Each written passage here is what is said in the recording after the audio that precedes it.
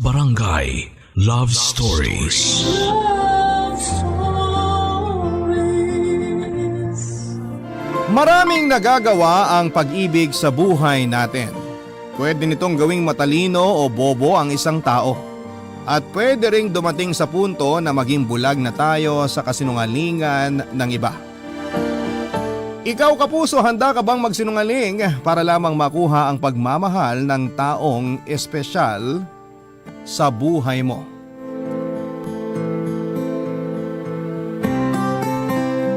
Dear Papa Dudut, hi po pati na rin sa mga kabarangay natin na nakikinig ngayon.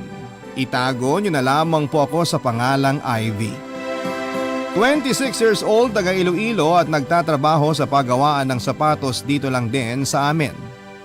Minsan akong nagtrabaho noon sa Maynila at doon ko na-discover ang inyong radio program na Barangay Love Stories.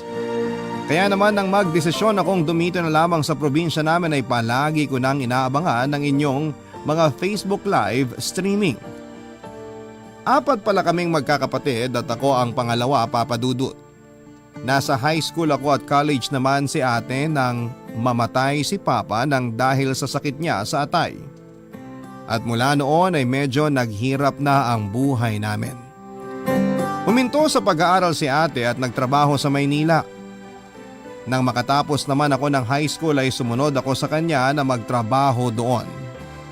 May 2 taon ang lumipas nang magdesisyon si ate na magtrabaho sa abroad para hindi na kami nahihirapan sa pagpapadala ng pera kay nanay sa probinsya.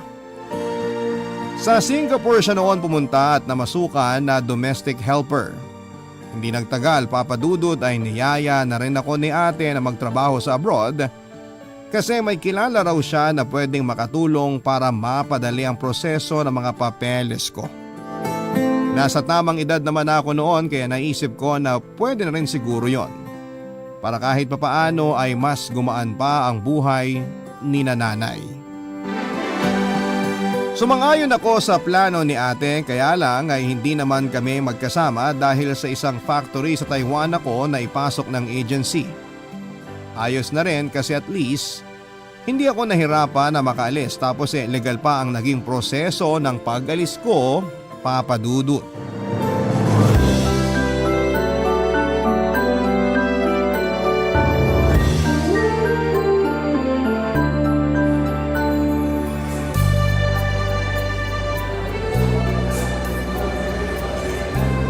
Kumusta po si Bunso, Mama? Mas maayos na ang pakiramdam niya ngayon. Hindi na po ba siya sinisikmura? Hindi na mula nung mapacheck up ko siya kahapon. Binigyan na kasi siya ng doktor ng gamot para hindi lumala yung ulcer niya. Ay, puti naman at hindi na lumala pa ang pagsakit ng sikmura niya. Pagsabihan niyo nga po siya, huwag makiuso sa diet-diet na ginagawa ng mga kaibigan niya. Naku, yan din nga ang sinabi ko sa kanya mismo nung makauwi kami dito sa bahay na hindi naman niya kailangang mag-diet kasi hindi naman siya mataba. Palibhasa kasi nagdadalaga na ang kapatid mo kaya nakikisabay sa uso. Baka ang ibig niyong sabihin, nagdadalaga na kaya nagiging maarte sa katawan. Aba, yung ibang tao nga wala na halos makain tapos siya, hindi niya kakainin yung mga pagkain na meron dyan sa bahay? Baka gusto niya bawasan natin ang school allowance niya para hindi siya makabili ng pabango o makeup niya. Hayaan mo na yung kapatid mo at napagsabihan ko na rin naman siya. Ikaw ba, Ivy? Kumusta ka naman dyan sa Taiwan? Okay naman po, Mama. Okay, pero parang malungkot yung boses mo ah. May problema ka ba? Wala naman po. Namimiss ko lang po kayo kaya bigla akong nakaramdam ng lungkot ngayon. Miss ka na rin namin ng mga kapatid mo. Lalo na yung mahihigpit na yakap mo sa akin. Bakit po umiiyak na kayo, Mama? Pati po tuloy ako naiiyak na rin dito. Pasensya ka na, Ivy, ha? Naisip ko lang kasi na kung hindi maagang nawala ang papa ninyo, hindi nyo nakakailanganin na umalis ng ate mo at magtrabaho sa malayo. Hindi kayo magsasakripisyo para sa amin ng mga kapatid nyo. Ganun po talaga ang buhay. May mga pangyayari na hindi natin kayang kontrolin o baguhin. At wala tayong ibang magagawa kung hindi ang sumunod sa agos ng buhay kahit gaano pa yun kabigat para sa atin. Kasi ang mahalaga naman, kahit magkakalayo tayo ngayon, alam ko na kasama kami ni ate palagi sa mga dasal nyo. Ay, syempre naman. Hindi talaga kayo nawawala sa mga dasal ko gabi-gabi. At malaking tulong na po yun para mapanatag ang loob namin ni ate. Sige na po mama, patapos na rin po yung lunch break ko. Ingat po kayo dyan palagi ah. Love you. Bye po. Oy, siya, babay na din anak. Love you too. Ang hirap naman magpigil ng luha kapag kausap ko na si mama. Uy, Ivy. Ayos ka lang? Oo. Bakit ka umiiyak? Oh, itong tissue. Kunin mo. Salamat Kelvin ha. Ang totoo, kausap ko kasi si mama kanina at medyo nagkadramahan kami. Nagpipigil nga ako ng iyak habang ka-video call ko siya eh. Kaya eto ngayon, nagwawala tong mga luha ko. Ganyan talaga kasi nga bago ka pa lang dito sa Taiwan. Homesick ka sa tuwing makakausap mo sila. Kasi mas mararamdaman mo rin kung gaano mo sila kamiss. Ikaw ba? Hindi mo ba namimiss ang pamilya mo sa Pilipinas? Siyempre namimiss ko sila lalo na yung mga kapatid ko. Pero iniisip ko na lang na sila rin naman ang dahilan kung bakit ako nandito ngayon eh. Nagsasakripisyo ako para sa kanila at para sa magandang kinabukasan nila. Ginagawa ko yun dahil mahal na mahal ko sila. Kaya yun na lang din ang isipin mo. Ginagawa mo ang magtrabaho sa malayo para sa mga taong mahal mo.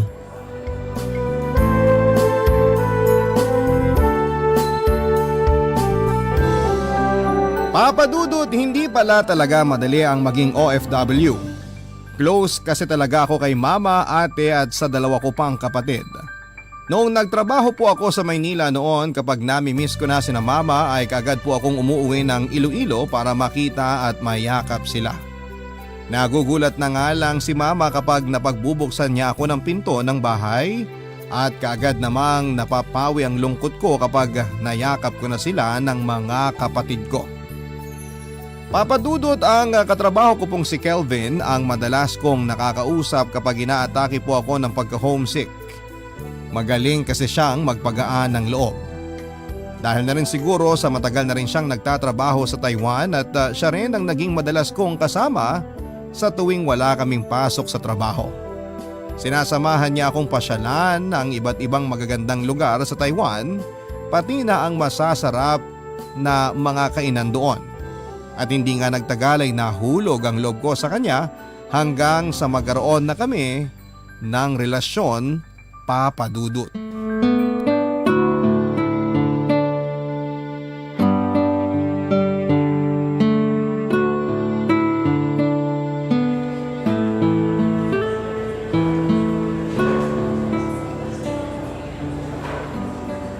Oo nga, gipit lang talaga ako ngayon. Pasensya ka na kung yun lang ang napadala ko sa'yo. Basta Kelvin, babawi na lang ako nandito ng ka na pala sa overtime sa mga kantin. susunod na araw. Akala ko nasa... Ay, sorry, may kausap ka pala sa cellphone sige na. mo. Kakain na ako ng tanghalian. Tawagan na lang kita ulit mamaya, ha? Bye. Ivy, sorry hindi na ako nakapagpaalam sa'yo kanina. Dumiretso lunch break na ako. Ayos lang kasi halos magkasunod lang din naman yata tayong dumating dito sa kantin. Sino pala yung kausap mo? Ano lang, yung kapatid ko. Malapit na raw kasi yung enrollment nila kaya ayun, pinapaalala niya lang sa akin na kailangan ko raw dagdagan yung padala kong pera sa kanila. Sino naman sa mga kapatid mo yung tumawag sa'yo? Yung sumunod sa'yo? O yung mas bata pa? Yung sumunod sa akin. Kasi nasa college na siya ngayon eh. Di ba? Hindi ko alam kasi wala ka naman masyadong kinukwento tungkol sa kanila. Hindi rin naman natin kasi sila kailangan pag-usapan masyado. Ano nga palang niluto mong ulam para sa lunch natin ngayon? Sinigang na baboy sa katortang talong. Eto, ilalagay ko na dito sa lamesa natin ang mga baunan ko. Wow!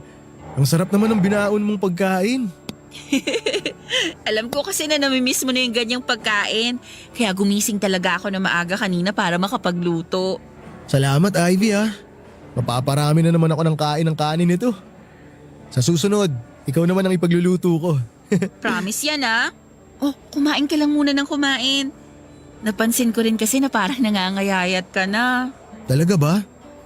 Baka dahil sa kaka-overtime ko to. Siguro nga. Ang sipag mo naman kasi masyado eh. Kelvin, matanong ko lang. Kailan mo ako ipapakilala sa pamilya mo? Bakit parang masyado ka namang nagulat sa sinabi ko? Oh, etong baso ng tubig oh. Minom ka muna. Sorry. Salamat.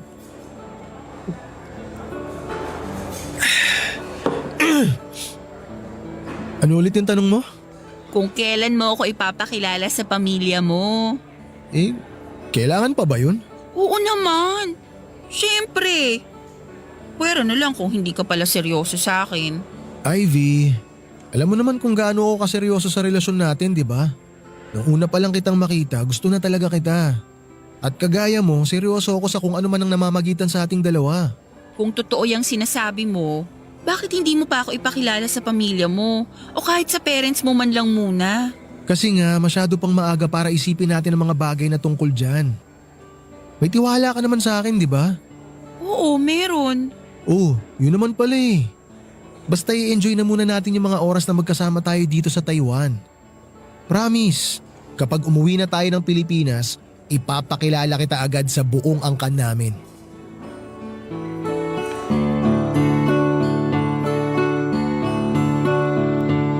Papadudot mag-iisang taon na ang relasyon namin ni Kelvin nang magdesisyon kaming magsama na sa iisang bahay.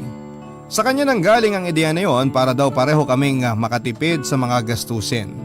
Wala namang naging problema sa akin dahil ramdam ko na seryoso naman si Kelvin sa relasyon naming dalawa. Sigurado ako na mahal niya ako kahit na hindi niya pa ako pinapakilala sa pamilya niya. Pinaparamdam niya yon sa iba't ibang paraan na alam niya. Si Kelvin naman ay kilala na siya ni na mama at ng mga kapatid ko.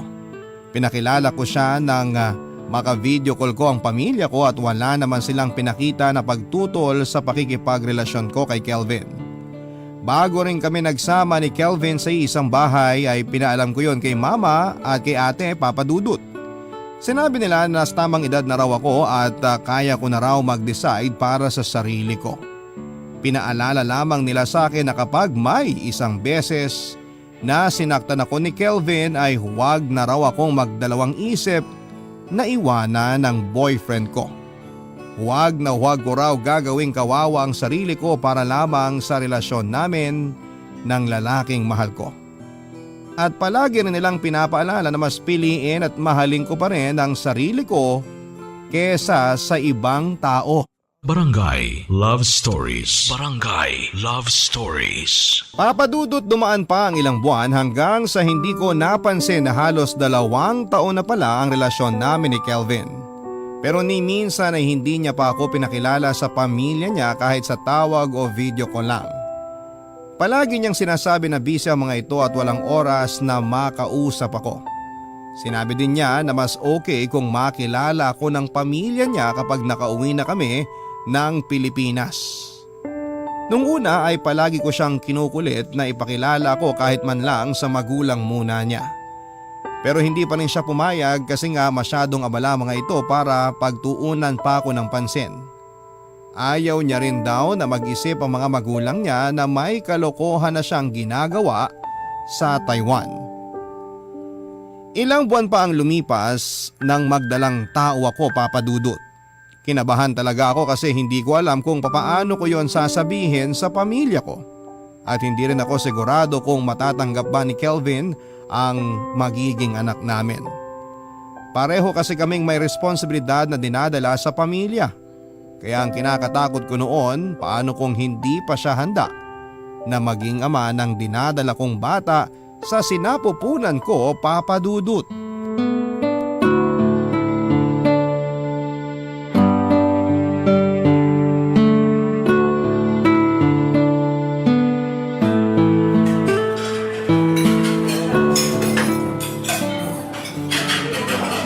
Grabe! Ang sarap naman ng beef noodle soup dito, Ivy. Halata nga, kasi pang-apat na order mo na yung kinakain mo ngayon. Pang-apat ko na ba to? Akala ko pangalawa pa lang eh. Pang-apat mo na yan at mukhang makakalima ka pa. Kasi paubos na yung kinakain mo ngayon. Mukhang posibleng mangyari yan kasi ang sarap talaga ng beef noodle soup nila dito. Alam mo ba na ilang taon na ako nagtatrabaho dito sa Taiwan? Pero ito yung unang beses na nakakain ako dito sa restaurant na to. Talaga? Kahit na malapit lang to dun sa dating apartment na tinutuluyan mo? Oo, medyo tago kasi yung spot na to kaya hindi ko masyadong napapansin. Sa bagay, tama ka dyan na hindi masyadong pansinin ng restaurant na to. Narecommend lang din naman sa akin to ng isang katrabaho natin. Akala ko nga napuntahan mo na to dati. Naku, hindi pa talaga, maniwala ka. Pero mukhang mapapadalas na ang pagde-date natin dito kasi nga ang sarap talaga ng mga pagkain nila. Ano palang meron ngayon? Bigla mo ako niyaya na kumain tayo sa labas. Hindi mo naman birthday.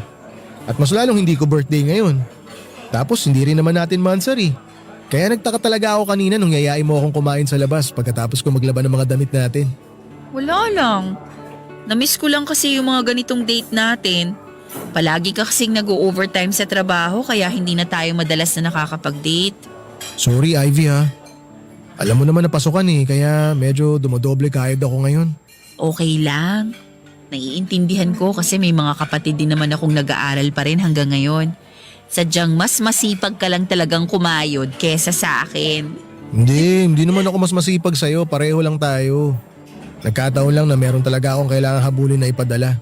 Pero mabalik tayo, ano bang meron? Bigla kang nagyayang lumabas tayo, nanlibre ka pa Siguro may gusto kang sabihin sa akin pero nahihiya ka lang, no? Oo, meron nga. Kelvin, seryoso ka na ba talaga sa akin? Ha? Ano bang klaseng tanong yan? Hindi mo ba kayang sagutin na lang yun ng diretso? Ay, okay, sige. Seryoso na. Oh, hawakan ko muna itong mga kamay mo bago ko sagutin yung tanong mo. Mahal kita. At seryoso ako sa'yo, Ivy. Talaga? Oo nga. 2 taon na tayo. Tapos iisipin mo pa na nakikipaglaro lang ako sa'yo? Ganito na lang. Ano bang gusto mong sabihin ko? Para maniwala ka na hindi lang to playtime para sa akin. Gusto kong marinig mula sa'yo na pananagutan mo ang magiging anak natin. Siyempre naman, pananagutan ko yan kasi matagal ko na rin. Teka sandali. Tama ba yung narinig ko? Oo, hindi ka nagkakamali. Sinabi ko na magkakaanak na tayong dalawa, Kelvin. Ibig sabihin, buntis ka? Buntis ka talaga, Ivy? Oo nga. Eto, tignan mo tong cellphone ko. Kinunan ko ng picture yung 2 pregnancy test kit kanina na ginamit ko sa apartment habang naglalaba ka. Hindi yan downloaded picture ha, kasi kita mo naman sa background na kinunan ko yung litrato sa loob ng kwarto natin. Gusto lang kitang sorpresahin kaya hindi ko kaagad sinabi sa'yo kanina. Tingnan mo. Ito. Oh, bakit hindi ka makapagsalita dyan?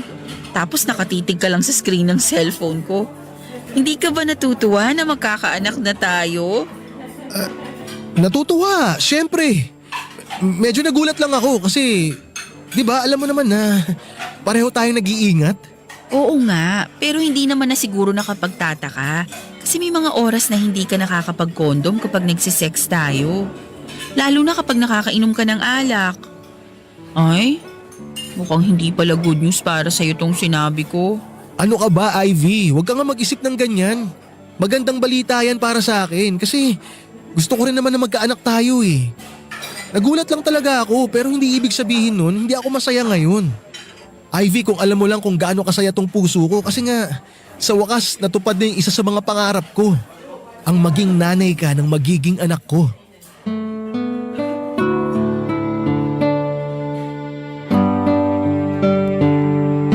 Papadudot nakita ko ang pagkagulat sa mukha ng partner kong si Kelvin nang sabihin ko sa kanya ang tungkol sa pagbubuntis ko. Inaasahan ko na rin yon kasi kahit naman ako ay nagulat at natakot nang makita ko ang resulta sa ginamit kong pregnancy test kit.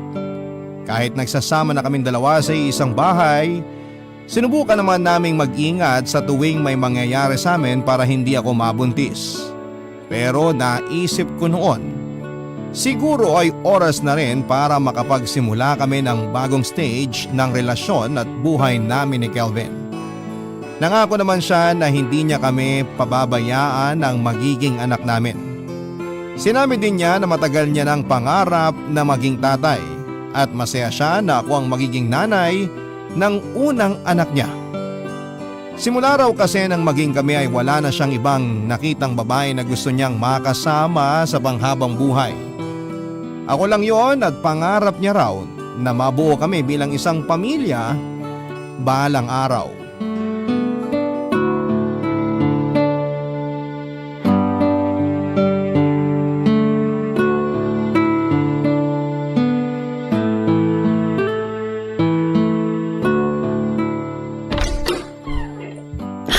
Nakauwi na rin sa wakas.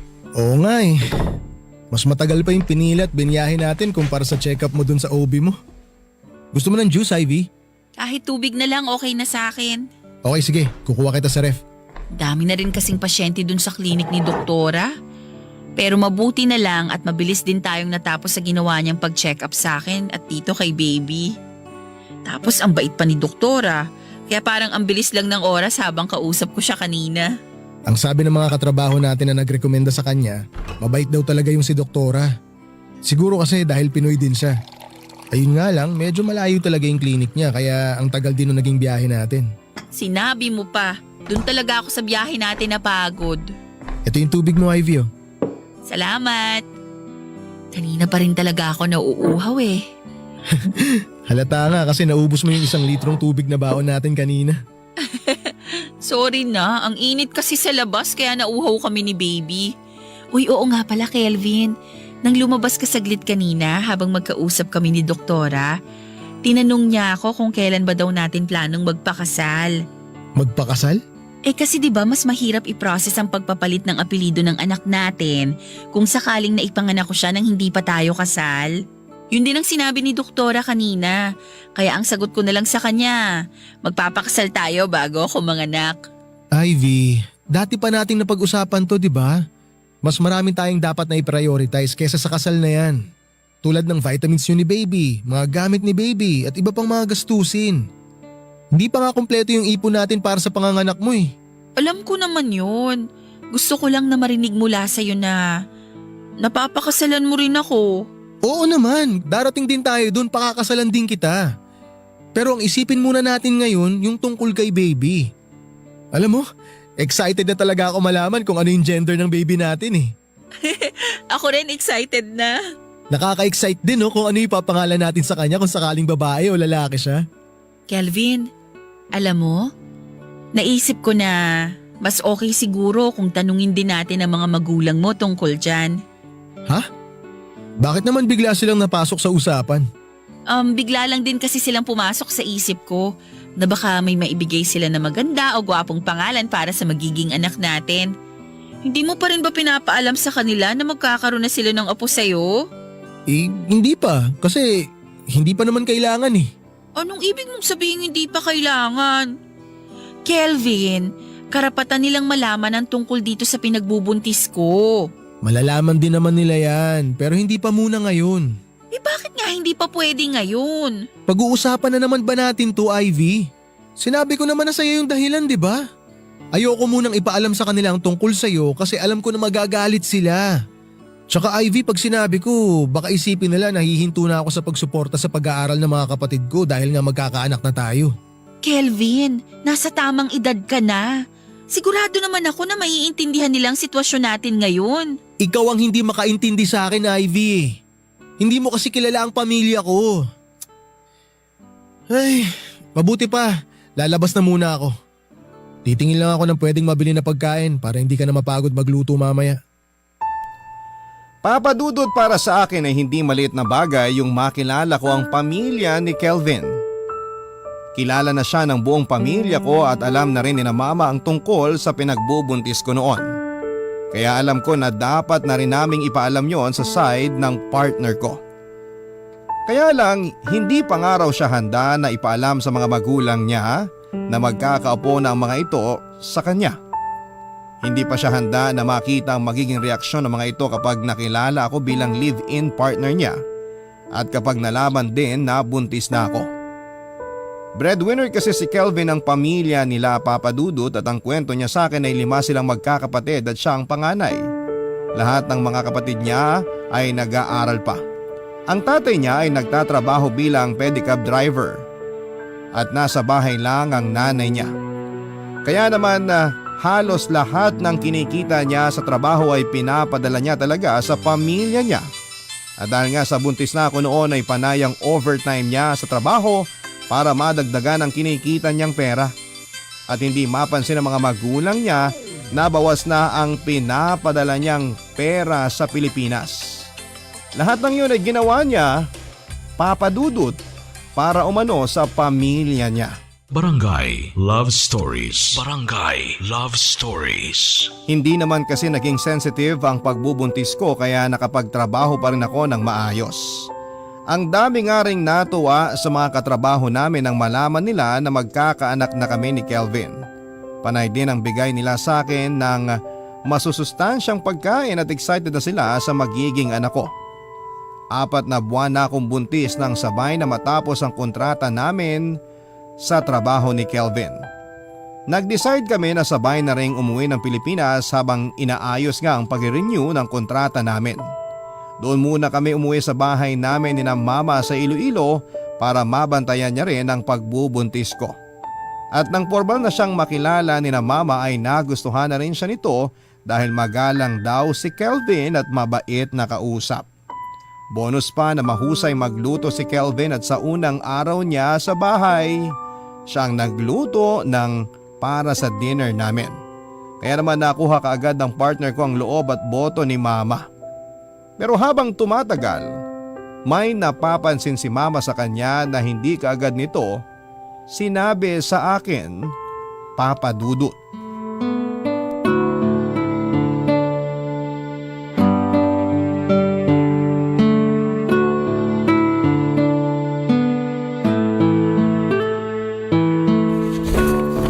Ilang araw kang mawawala dito sa bahay? Siguro mga 2 o 3 araw lang. Bakit parang ang tagal naman? Saglit lang yun, Ivy. May aasikasuhin lang ako sandali tungkol dun sa negosyong sinabi ko sa'yo na gusto naming simulan. Bakit kasi hindi mo na lang ako pasamahin? Kasi nga baka mapagod ka pa. Eh di ba ang sabi mo, dun lang naman sa may Bacolod pupunta? Malapit lang naman yun dito sa Iloilo, kaya isama mo na ako. Ivy, huwag ka nang makulit. Ayoko lang naman talaga na matagtag at mapagod kayo ni baby sa biyahe. Hindi lang naman kasi ako sanay na hindi ka nakasama. Isipin mo na lang na para sa inyo ng anak natin tong mga nilalakad ko ngayon. Tsaka babalik din naman ako agad eh. Okay, wala rin naman akong magagawa. O paano? Alis na ako ha. Pasuyo na lang ng ilang mga gamit ko, ikaw na lang mag-ayos ng mga naiwan ko ha. Alis na ako. I love you. I love you too. Ingat ka, Kelvin.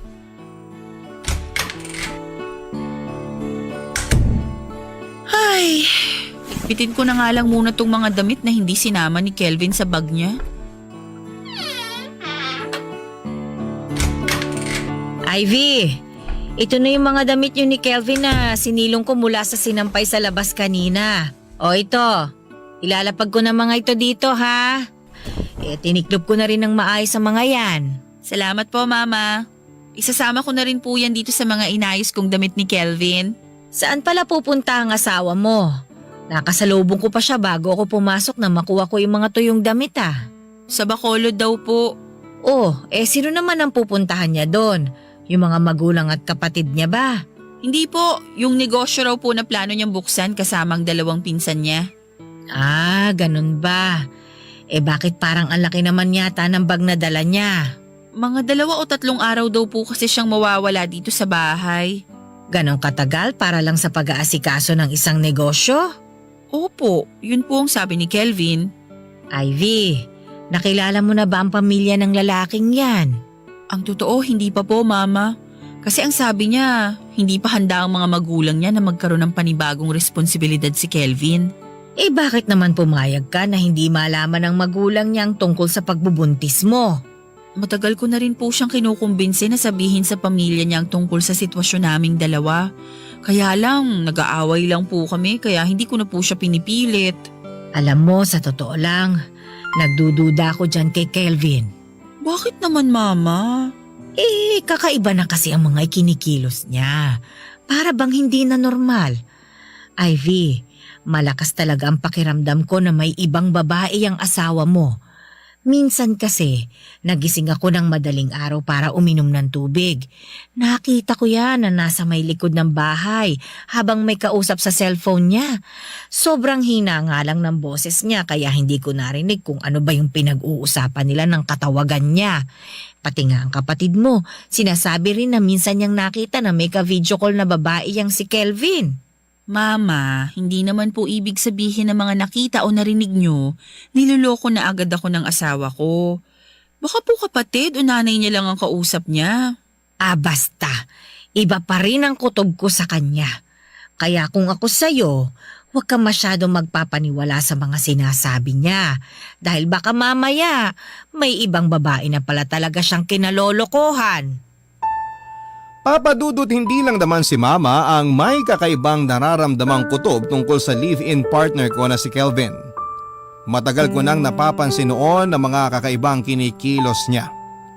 Yung mga kinakausap niya sa tawag habang mahina ang boses niya na parabang ayaw iparinig sa akin ang mga sinasabi niya. Tapos dumagdag pa yung pag-alis-alis niya sa bahay namin tuwing Sabado, tapos ay uuwi siya ng Lunes o Martes na ng gabi. Ang sabi niya noong una ay may inaasikaso daw siya na negosyo na malapit lang sa lugar namin. Tapos nagbago ang dahilan niya at sinabi niya na tungkol naman daw sa pag-renew ng kontrata sa trabaho sa Taiwan ang pinagkakaabalahan niya. Kaya ilang araw siyang nawawala. Hindi ko alam kung parte lamang ba yon ng pagbubuntis ko ang kutob ko na nararamdaman ng mga oras na yon. Dumagdag pa ang mga napapansin ni Mama sa kanya pati na rin ang mga kapatid ko. Alam daw nila na may tinatago si Kelvin na bagay na dapat kong malaman noon.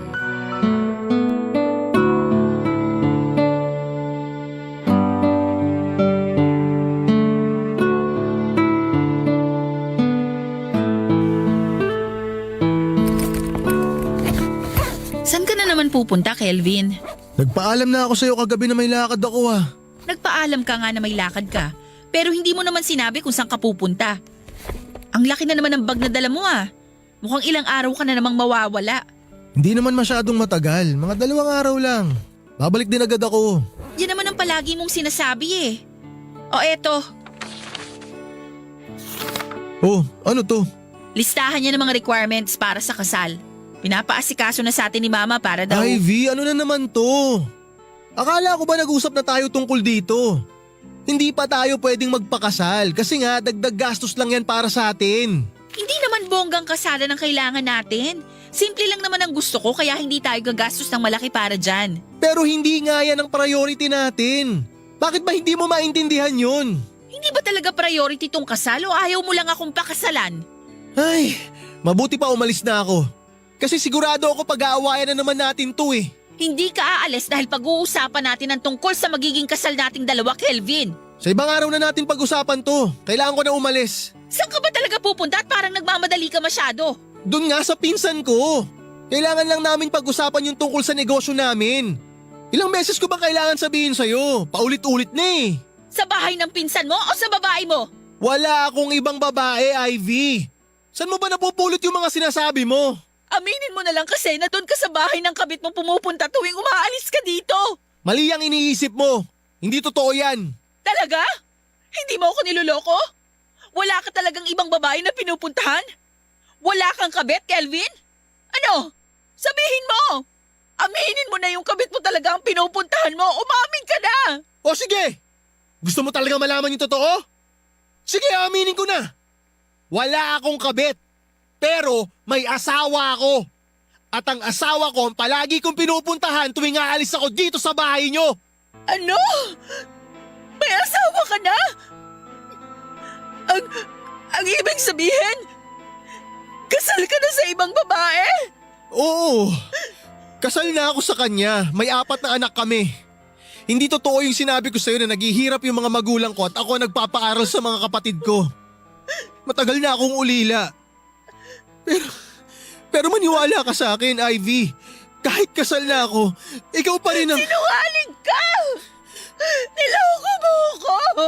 Ivy, sorry. Naipit lang naman ako sa sitwasyon Anong lansing sitwasyon ang ibig mong sabihin, Kelvin? Kasi nung unang araw na nakita kita, Sobrang nagkagusto kagad ako sa'yo. Hanggang sa tuluyan na kitang minahal kaya natakot ako na sabihin sa'yo yung totoo. Kasi ayoko mawala ka sa akin, Ivy. Kaya ginawa mo na lang akong kabit mo at isinabay mo sa asawa mo, ganon? Napakahayop ng ugali mo, Kelvin! Napakasinungaling mo! Napakasawa mo! Ivy, sorry. Sorry talaga. Minahal naman talaga kita eh. Patawarin mo ako. Gusto mong umalis, di ba? Oh! Ayan! Ayan ang mga gamit mo! Umalis ka na dito sa bahay namin! Dalhin mo na lahat ng mga gamit mo! At huwag ka nang babalik! Ivy, please. Huwag mo namang gawin sa akin to. Totoo yung nararamdaman ko para sa'yo. Tsaka totoo rin yung bala ko na iwan yung asawa ko. Hindi ko lang talaga kaya sa ngayon. Iiwan ko naman talaga siya para sa'yo eh. Kasi ikaw talaga yung mahal ko. Ikaw talaga yung gusto kong makasama. Kayo na magiging anak natin. Hindi mo siya iiwanan, Kelvin. Ivy! Babalik ka sa kanya. O kung gusto mo talaga siyang iwanan, sige, bahala ka. Wala na akong pakialam. Pero itong tatandaan mo, kahit ano pang gawin o sabihin mo, hindi ka na makakabalik pa sa buhay ko. Kaya umalis ka na dahil ayoko nang makita yung hayop na pagmumukha mo! Siguro nga papadudod sa umpisa pa lang ay alam ko nang niloloko ako ni Kelvin.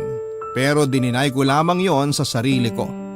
Kumbaga ako mismo ay niloko ko rin ang sarili ko. Nagbulag-bulagan ako sa posibilidad na matagal nang may ibang babayang partner ko na si Kelvin. Kasi ayoko mawala siya sa akin lalo na nang ipagbuntis ko ang anak namin. Sinakyan ko na lamang ang lahat ng mga sinabi niya tungkol sa pamilya niya na ayaw niyang ipakilala sa akin. Pero hindi ko naman inaasahan na grabe pala ang kasinungalingan na ginagawa niya. Ginawa niya akong kabit ng mahigit 2 taon.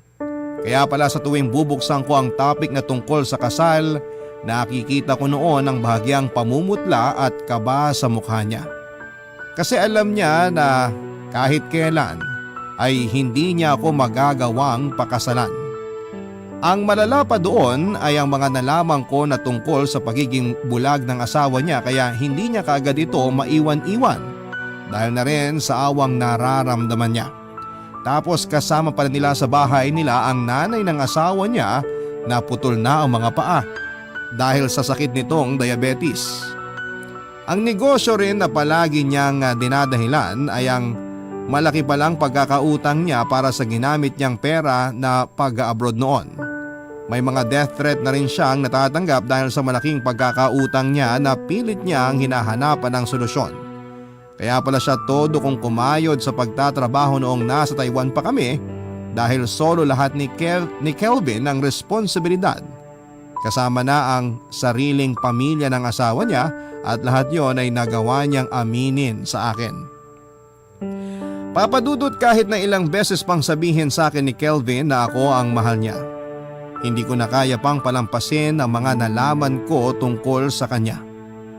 Alam ko sa sarili ko na oras na para bumitaw ako sa kanya. Masyado ko nang binaba ang sarili ko para sa pagmamahal na nararamdaman ko para sa kanya. Masyado na akong nagpakabulag at bingi para lamang hindi siya mawala sa akin.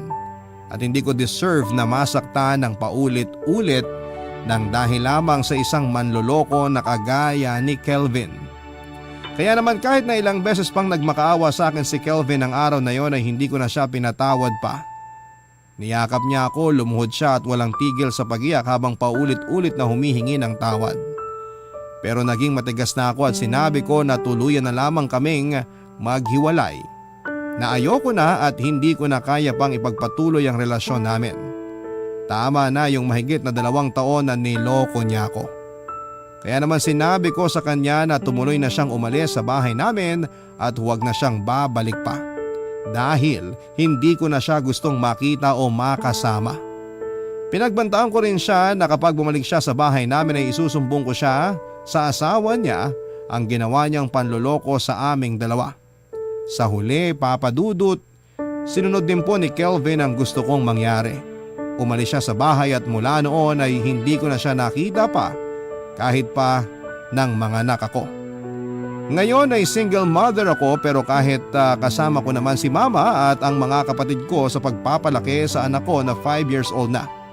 Hindi pa naman siya nagtatanong tungkol sa papa niya pero sa oras na mangyari yon, sasabihin ko sa kanya na patay na ito dahil yun naman ang totoo para sa akin. Matagal nang patay si Kelvin sa puso ko pati na rin sa buhay ko.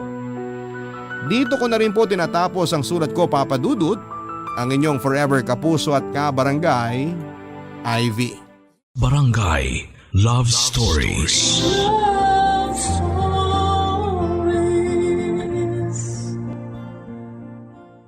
Barangay LS 97.1. 97.1. Number 1. Forever. Ang mga kwento ng pag-ibig, kwento ng buhay at kwento ng pag-asa dito sa Barangay Love Stories. Love Stories. Madaling makuha ang tiwala ng isang tao pero hindi ang respeto. Dahil sa oras na mawala ang respeto ay wala nang kahit na anong salita o paliwanag ang kayang magpabago ng tingin nila sa iyo. Ikaw, kabarangay, kakayanin mo bang samahan sa paglubog sa buhay ang taong mahal mo? Dear Papa Dudut, isang mapagpalang araw po sa inyo at sa ating mga kabarangay na nakikinig ngayon. Itago niyo na lamang po ako sa pangalang Sara. Isang masugid na tagapakinig dito sa Ilocos. Gusto ko lang i-share ang kwento ng buhay ko na naniniwala akong makapagbibigay ng aral sa ating mga kabarangay. Nakilala ko ang asawa kong si Rolly noong makifiesta ako sa bahay ng isang kaibigan. Pinsan siya ng kaibigan ko at si Rolly daw mismo ang nag-request na ipakilala siya sa akin. Mula noon ay madalas na kaming magkausap sa text o tawag. Hanggang sa niligawan na nga niya ako at sinagot ko rin kaagad siya. Mabait naman kasi si Rolly, gwapo at malambing. Isang taon ang lumipas nang ipagbuntis ko ang unang anak namin.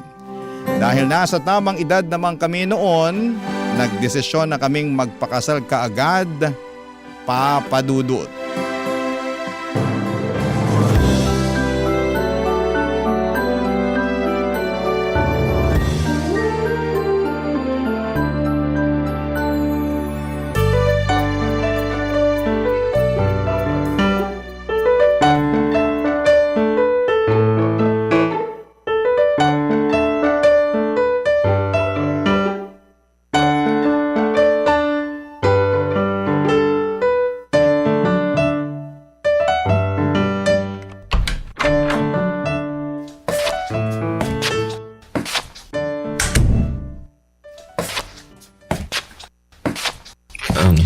Mahal, dahan-dahan sa paglalakad ha.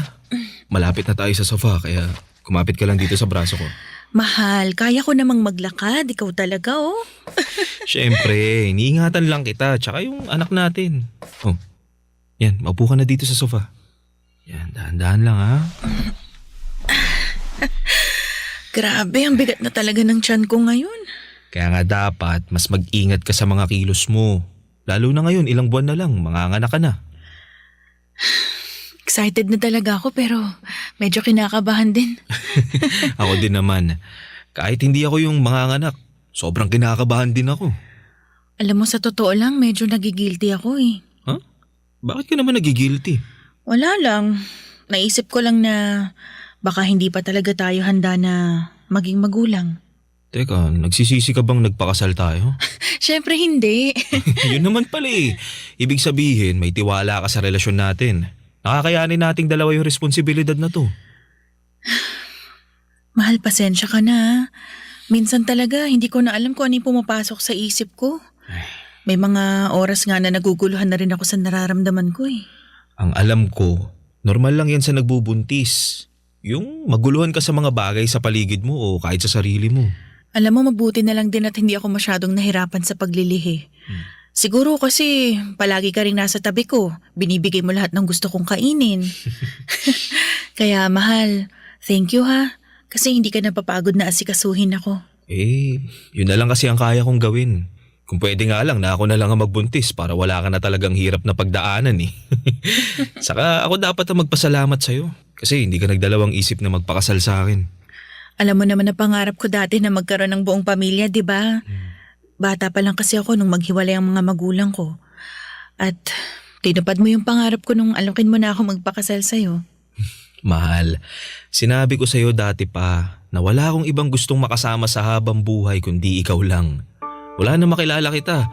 Alam ko na sa sarili ko na ikaw na yung pang forever ko. Kaya nga nang sabihin mo sa akin na magkakaanak na tayong dalawa, sobrang saya ng puso ko eh. Lalo na nung pumayag ka magpakasal sa akin. Isa yun sa pinakamasayang araw sa buhay ko. Naiyak naman ako sa mga sinasabi mo, mahal. Sinasabi ko lang naman yung totoo. Na tutuparin ko lahat ng pinangako ko sa'yo sa loob ng simbahan. Mamahalin kita ng tapat. Ikaw at ang magiging anak natin. Ako rin. Gagawin ko ang lahat para maging mabuting asawa sa'yo at nanay sa magiging anak natin. Papadudot, bata pa lamang ako nang maghiwalay noon ang mga magulang ko kaya pinangarap ko na talagang magkaroon ng buong pamilya. May kaba pa nga sa akin noon nang ipaalam ko kay Rolly ang tungkol sa ipinagbubuntis ko. Natakot ako na baka hindi niya ako panagutan. Pero kabaligtaran noon ang nangyari dahil nakita ko ang saya sa mga mata niya nang sabihin kong magkakaanak na kaming dalawa, Papa Dudut. Hindi siya nagdalawang isip na alokin ako na magpakasal.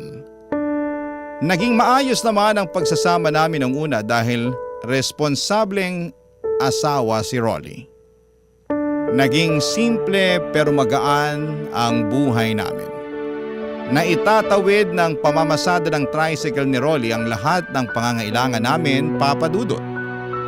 Hanggang sa nasundan ang anak namin noon. Doon nagsimula na unti-unting bumigat ang buhay namin, Papa Dudut.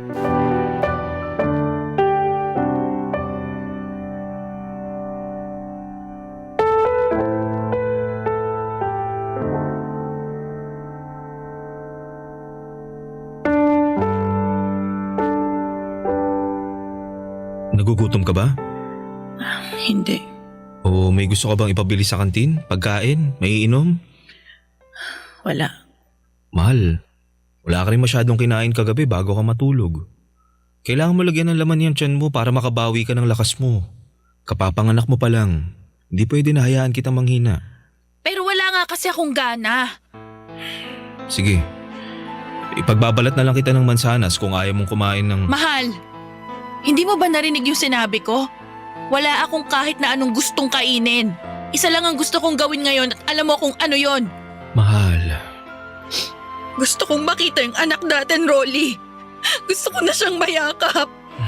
Sarah, hindi pa pwede sa ngayon. Nasa incubator pa rin siya eh. Rolly, hindi ko maintindihan kung saan ba ako nagkulang. Ginawa ko naman lahat ng tamang pag-aalaga sa sarili ko habang pinagbubuntis ko siya eh. Bakit kailangan na maranasan niya lahat ng hirap na to? Mahal, Tana. Baka makasama pa sa katawan mo yan. Lalo yung pag-iyak mo ngayon. Magiging maayos din si baby. Ha? Kaya kailangan natin magpakatatag para sa kanya. Pasensya na, mahal. Nagiging mahina na naman ako eh. Ayos lang, mahal. Normal lang kung ano man yung nararamdaman mo ngayon. Basta kailangan lang talaga natin magpakatatag. Lalabas nga pala ako mamaya kasi susubukan ko manghiram ng pera sa pinsan ko. Nagalaw ko na rin kasi yung natitirang ipon natin para sa panganganak mo eh. Kung hindi lang kasi sana napaaga yung panganganak ko at wala sa incubator si baby, baka hindi naubos yung ipon natin. Sorry, mahal. Huwag kang mag-sorry, mahal. Kasi wala namang may gusto nang nangyari sa inyo ng bunso natin.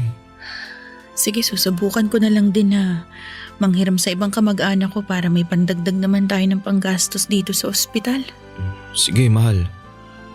Kung wala ka namang maihiraman, huwag mo nang pilitin, ha? Ako na lang ang gagawa ng paraan para mabayaran natin lahat ng kailangan dito sa ospital.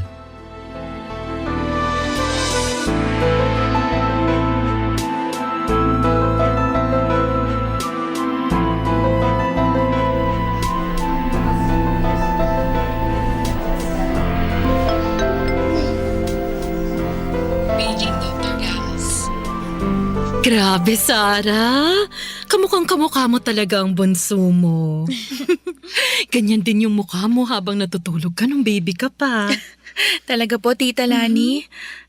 Naalala ko nga po na may picture tayong dalawa na karga niyo ako nung baby pa lang ako. Sa anak ng mga pinsan ko, ikaw talaga ang pinakapaborito ko na kargahin noon. Hindi ka kasi malikot saka hindi iyakin. Ay, sana makalabas na sa incubator ang anak mo para makarga na rin natin siya. Yan din po ang palagi naming dasal ni Sarah, Tita Lani. Nako, huwag kayong mag-alala. Mabait ang Diyos at mabuti kayong mga magulang. Kaya sigurado ako na pakikinggan niya ang mga dasal niyo. Naku, Tita Lani, sana nga po. Kasi gusto ko na rin po talagang mayakap yung anak ko eh. Tita, salamat nga po pala dahil pinahiram niyo kami ng pera ni Rolly ha. Para may pambayad kami dito sa ospital.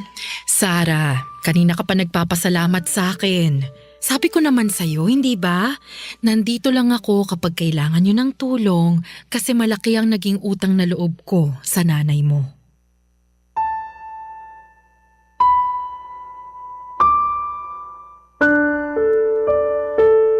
Papadudot first cousin ni nanay si Tita Lani. Bago mamatay si nanay dahil sa komplikasyon sa diabetes ay matagal na niyang nakukwento si Tita Lani. Hindi ko na rin siya noon nakita dahil ang alam ko ay nagtatrabaho na siya sa abroad noong nasa elementary pa lamang ako. Naging friends lamang kami sa social media at nang makita ko na nandito na pala siya sa Pilipinas ay naglakas loob ako na i-message siya para hingan ng tulong. Napaaga kasi ang panganganak ko at malaki ang naging gastusin namin sa ospital at sa awa ng Diyos ay hindi nagdalawang isip si Tita Lani na puntahan at tulungan kami. Malapit lang pala kasi ang tinitirhan niya mula sa ospital kung saan kami nakakonfine ng anak ko. Kaya naman malaki ang naging pasasalamat ko talaga sa pagtulong na ginawa niya sa amin noon nung kailangan namin siya, Papa Dudut. Barangay Love Stories. Barangay Love Stories. Papa Dudut, isang buwan pa ang lumipas nang sa wakas ay mailabas na rin namin ng ospital ang bunso naming anak. Kaya lang ay hindi doon natapos ang kalbaryo namin. Naging sakitin siya at kinailangan ng mamahaling gamot para sa kanya. Nang mga panahong yon ay baon na talaga kami sa utang.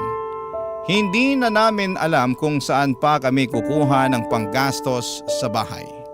Nag-aaral na rin kasi noon ang panganay naming si Joshua kaya patong-patong na talaga ang gastusin namin. Dumating pa sa point na hindi na kami nakakabayad ng inuupahan naming bahay. Naiiyak na lamang ako gabi-gabi sa mga problemang dumarating sa amin ng asawa ko. Hanggang sa naglakas loob na akong muling lumapit kay Tita Lani. Hindi naman niya ako binigo at inalok pa nga kami na doon na muna tumirapan samantala sa bakanting paupahan niya, Papa Dudut.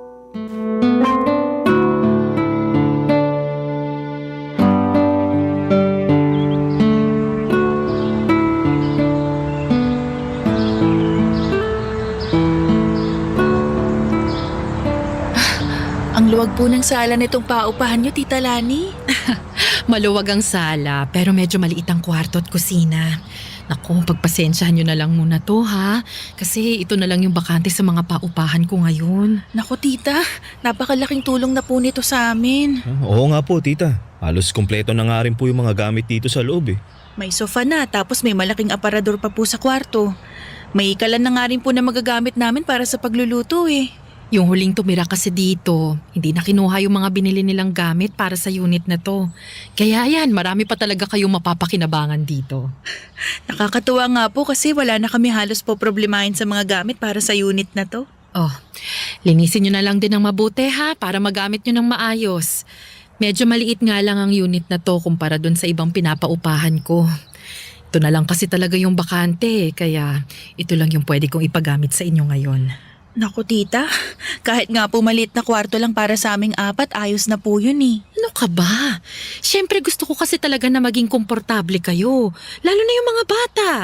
Hindi pwedeng hayaan ko na basta na lang sila lumaki sa kung saan. Naku, maswerte nga rin talaga kayo at may bakante akong unit na pwede niyong gamitin. Kaya nga po nagulat talaga kami ni Rolly na bakanting unit po talaga ng paupahan niya ipapagamit niya sa amin. Isang buwan na rin naman kasing walang umuupa dito. Tsaka sigurado naman ako na aalagaan yung mabuti ang unit na to. Naku, makakasiguro po talaga kayo kasi pareho kaming masipag ni Sarah sa mga gawaing bahay. Nako, mabuti naman kung ganon. Tita Lani, yung tungkol po pala sa bayad dito sa upa, pwede po bang sa susunod na buwan na lang kami makapagbigay? Nakasangla pa po kasi yung tricycle ni Rolly. Uunahin po sana muna naming bayaran yon para hindi kami ipitin nung pinagsanglaan niya. Kaya nga po kung okay... Sarah, huwag niyo na munang isipin yung pambayad sa upa para sa buwan na to, ha? Pati na rin yung sa susunod na buwan. Unahin niyo muna ang mga dapat na unahing bayaran.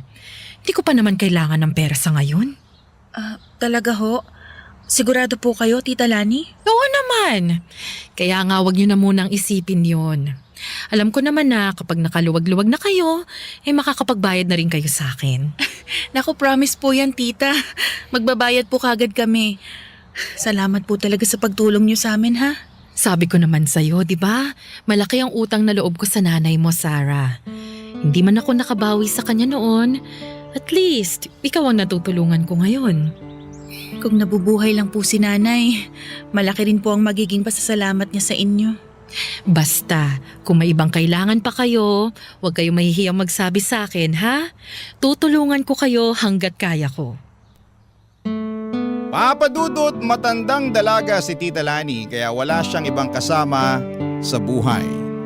Ang kwento niya sa akin ay si nanay ang nagpahiram ng pera sa kanya para makapagtrabaho siya sa abroad. Hindi niya na raw na ibalik ang pera na yon kasi hindi naman daw siya siningil ni nanay. Matagal din siyang nagtrabaho sa abroad at hindi na nakauwi kahit noong mamatay si nanay. Nang makabalik siya sa Pilipinas ay nagpatayo siya ng ilang paupahan at negosyo. Yung bakanting paupahan niya na may kompletong gamit ang pinagamit niya sa amin ng libre. Nahihiya talaga kami noon ni Rolly pero tinanggap namin lahat ng tulong na binibigay niya. Ang sabi ni Tita Lani kung hindi daw siya pinahiram ni nanay noon ay hindi siya makakapag-abroad at hindi niya maipupundar lahat ng negosyo na meron siya sa ngayon.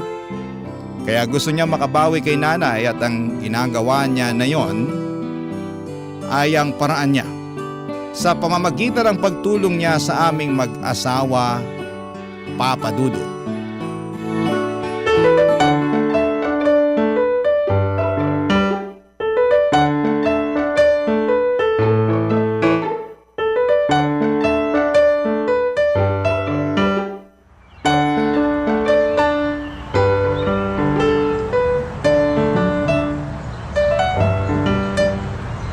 Mabuti naman at nakatulog na sa wakas si baby. Makakapaghanda na ako ng tanghalian namin ni Rolly bago siya umuwi galing sa pamamasada. Sarah? Sarah, nandiyan ka ba sa loob ng bahay? Huh? Sarah? Si Tita Lani yung kumakatok. Ano kayang kailangan niya? Mapuntahan na nga sa sala. Hi po, Tita Lani. Kumusta? Mabuti naman at nandito ka, Sarah. Akala ko kasi hinatid mo si Joshua sa school niya eh. Naku, mainit po kasi kaya hindi na muna kami lumabas ni Bunso. Pinasabay ko na lang po si Joshua sa kaklase niya na nakatira lang dyan po sa tapat. Bakit po pala kayo nandito? Nagluto kasi ako ng adobo kagabi at ito, naparami yung luto ko. Nagdala ko para sa inyo. Naku, tita. Sakto po kasi plano ko na rin pong magluto sana ng tanghalian namin. Ay, talaga? Naku, buti pala't napaagang pagdala ko nitong ulam. Oo nga ho eh. Ay, tara ho, pasok ho muna kayo. Magsasaing na rin po muna ako bago ko initin tong ulam. Sige.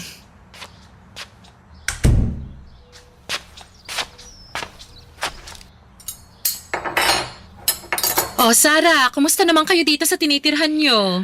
Eto ho, maayos naman po kami dito. Malakas ang ulan ng isang araw Wala ba kayong naging problema sa mga tulo mula sa kisame? Wala naman ho, tita. Maayos naman po yung kisame nitong bahay at wala rin pong kahit na anong tulo kahit na malakas yung ulan. Mabuti naman kung ganon. Siya nga pala, kamusta na nga pala yung bayad nyo para dun sa pinagsanglaan ng tricycle ni Rolly? Nakapagbayad na ho kami dun sa pinsan ni Rolly. Hindi niya na rin kami tinatakot na kukunin niya yung tricycle ng asawa ko. Sara naman kasi. Bakit naman kasi dun pa nangutang si Rolly? Parang nga sama ng ugali nun eh. Alam naman ng pinsan niya na yung tricycle lang na yun ang pinagkukunan nyo ng panggasto sa araw-araw. Tapos tatakutin pa kayo na kukunin yun sa inyo kapag hindi ka agad nakapagbayad ng utang sa kanya. Kaya nga ho sinabi ko kay Rolly na unahin na muna naming bayaran yung pinsan niya eh. Ang laki pa ng interest na kinailangan namin bayaran. Grabe naman talaga ang pinsan na yan. Parang hindi ka mag-anak. Naku, ganun po yata talaga yung nagagawa ng pera, tita. Sana matuto na si Rolly na lumapit at humingi ng tulong sa tamang tao. Paano kasi kayo rin mag-iinang nadadamay sa gulo na pinapasok niya? Ay naku, sinabi ko na rin po yan sa kanya. Piliin yung mga lalapitan na tao kasi yung iba, sinasamantala rin po talaga yung kahinaan at pangangailangan namin. Ganon na nga, dahil iba na talaga ang panahon ngayon. Ay, aalis na rin pala ako ha kasi magtatanong pa ako sa kapitbahay kung may kilala silang tubero. Ay, bakit ho tita? Anong ipapaayos nyo? Nababasa kasi ang sahig ng kusina ko. Mukhang tumatagas ang tubig mula sa ilalim ng lababo. Ay, si Rolly ho marunong mag-ayos ng lababo yon. May gamit din po siya para doon. Alam mo tita, ang mabuti pa, papuntahin ko po siya sa bahay nyo pagkatapos niyang magtanghalian mamaya, okay? Papa Dudut, masasabi ko na malaki talaga ang naging tulong ni Tita Lani sa buhay namin noon. Hindi kasi biro ang magbayad buwan-buwan ng upa sa bahay. Kaya naman yung pagpapatira niya sa amin ng libre sa isa sa mga paupahan niya ang naging daan para unti-unti kaming makabangon ng asawa ko. Nasimulan na naming bayaran yung mga pinagkakautangan namin at hindi na rin kami masyadong nagigipit. Kahit pa mahal ang mga gamot ng bunso namin. Hindi lang kasi yung libreng tirahan ang tinutulong sa amin noon ni Tita Lani. Madalas din siyang nagdadala ng mga pagkain sa bahay namin. Hindi lang po basta ulam ha. Kung hindi, paminsan-minsan ay siya pa mismo ang nag-grocery para sa pamilya ko. Nahihiya na nga ako pero hindi ko naman pwedeng tanggihan ang mga tulong na ibinibigay niya. Sabi nga niya mag-isa na lamang naman daw siya sa buhay. Kaya kami na lang din halos ang tinuturing niyang pamilya niya. Papa Dudut. Barangay Love Stories. Barangay Love Stories. Papa Dudut, naging malapit na rin ang anak kong si Joshua kay Tita Lani. Madalas din kasi siya nitong bilhan ng laruan. Alam ko kasi na mahilig sa bata si Tita Lani at pangarap niya rin na magkaanak noon. Pero dahil masyado siyang nag-focus sa pagtatrabaho, pagpapaaral sa mga pamangkin at pagpapatayo ng negosyo, ay nawala na siya ng oras para sa sarili niya. At yung mga pamangkin na pinag-aral niya raw noon ay hindi na rin siya nagagawang kumustahin. Kaya naman pinagpapasalamat niya rin na dumating kami sa buhay niya. Kasi naramdaman niya ulit kung paano ang magkaroon ng isang pamilya. Marami nga palang alam sa pagkukumpuni ang asawa kong si Rolly. Dati kasi siyang nagtatrabaho sa isang talyer at kahit pag-aayos ng lababo o iba pang parte ng bahay ay kaya niyang gawin. Kaya naman sa tuwing may kailangang ayusin sa bahay ni Tita Lani ay si Rolly ang madalas na pinapatawag niya Papa Dudut.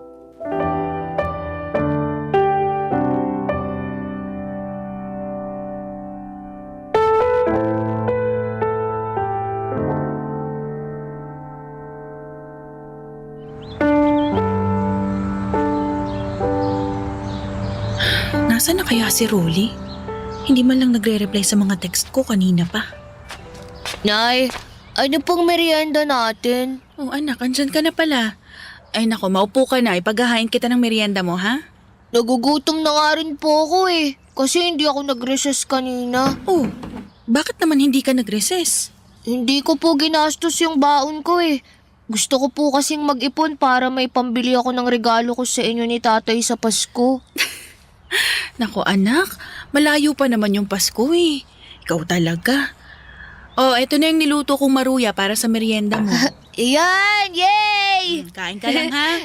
Sa susunod, wag mong ginugutom ang sarili mo ha. At baka ikaw naman ang magkasakit. Opo, Nay. Ang sarap talaga ng maruya na luto nyo.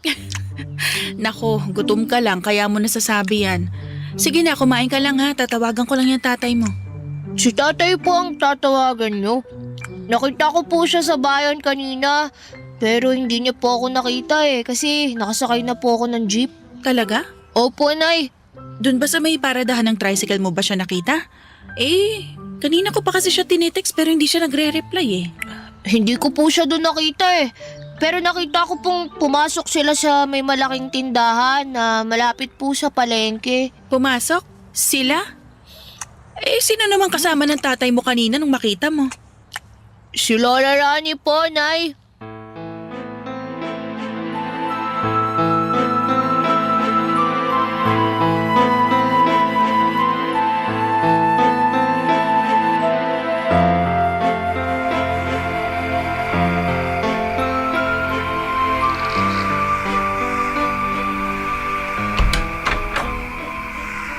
Mabuti naman nakauwi ka na.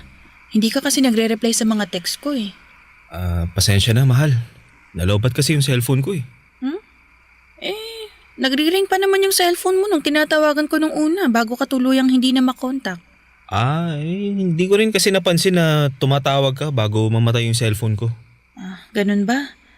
Siya, pumasok ka na dito para mapaghain kita ng hapunan. Tulog na rin yung mga anak natin kanina pa. Sayang. Hindi ko pala makukulit ngayon si Bunso. Nako, bukas mo na siya kulitin kasi nahihirapan din akong patulugin siya kanina Oh, sige, mahal. Mukha namang maaga rin siya magigising bukas. Ano nga palang ulam natin kasi nagugutom na ako Ayun, nagprito ako ng bangus at talong. Kumain ka na. Sakto. Kasi yan din talaga yung gusto kong kainin sa karinderya kanina Kaya lang, naubusan na ako. Alam mo talaga, mahal, kung anong ulam ang gusto ko no? Kakain na ako ha. Sige, kumain ka lang dyan. Ikaw, kumain ka na ba? Oo, sinabayan kong kumain yung mga bata kanina. Ganun ba? Pwede ko na rin palang ubusin tong ulam. Oo na. Sige na, sa'yo na lahat yan. Sarap, mahal. Mahal, bakit ka nga pala ginabi ng uwi ngayon? Naflatan kasi ko Dinaan ko pa dun sa talyer kanina yung tricycle ko. Mga anong oras yon? Ewan ko, mga alas 5 ng hapon. Sa talyer, doon ka lang pumunta kanina? Oo, dun lang. Nintay ko lang na matapos yung pagpapalit ng gulong ko kasi wala na akong extra Pagkatapos, pumasada na ulit ako bago umuwi dito sa bahay. Pasensya ka na talaga, mahal Di ako nakapag-text sa'yo. Ayos lang. Wala namang problema doon, mahal. Papa Dudut, hindi ko alam kung bakit pero mula nang sabihin ang panganay kong anak na si Joshua na nakita niyang magkasama ang asawa at tita ko ay may kung anong kakaibang kaba na nararamdaman ako. Nagsisimula na ring may mga bagay na pumasok sa isipan ko noon. Nadagdagan pa yung kaba ko nang hindi sabihin sa akin ni Rolly na magkasama sila ng hapon na yon ni Tita Lani. Pakiramdam ko tuloy noon ay may tinatago siya sa akin na hindi ko magugustuhan. Pinipilit ko rin talagang iwasan na mag-isip ng hindi maganda kasi malaki ang respeto ko kay Tita Lani. Alam ko rin na malaki ang utang na loob namin sa kanya ng pamilya ko. At kilala ko si Rolly na hindi ako kayang saktan o lokohin. Pero kahit na anong gawin ko noon, kailanman ay hindi na naaalis ang kaba sa dibdib ko. Hanggang isang umaga ng Sabado ay maaga akong nagising at nagulat ako na wala na si Rolly sa tabi ko. Nabasa ko na lamang ang text niya na maaga daw siyang papasada. Hindi ko alam kung bakit pero pagkatapos kong ipaghanda si Joshua ng almusal, sinabihan ko siya na lalabas lamang ako saglit para pumunta sa bahay ni Tita Lani. May dala akong pandesal noon para sa almusal niya. Kumatok ako at nakita ko na bukas ang pinto kaya tumuloy na akong pumasok sa loob ng bahay ni Tita Lani, Papa Dudut.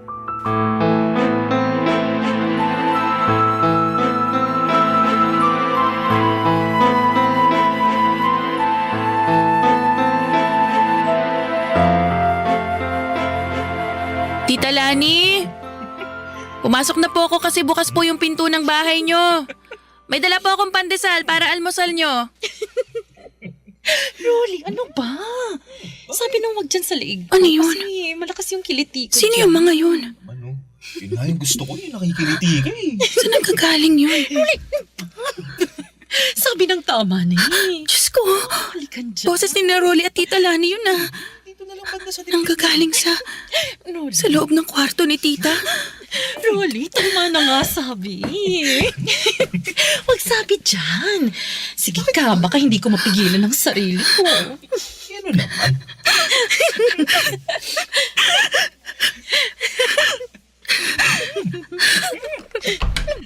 Mga walang iya kayo! Mga hayop! Ang bababoy niyo!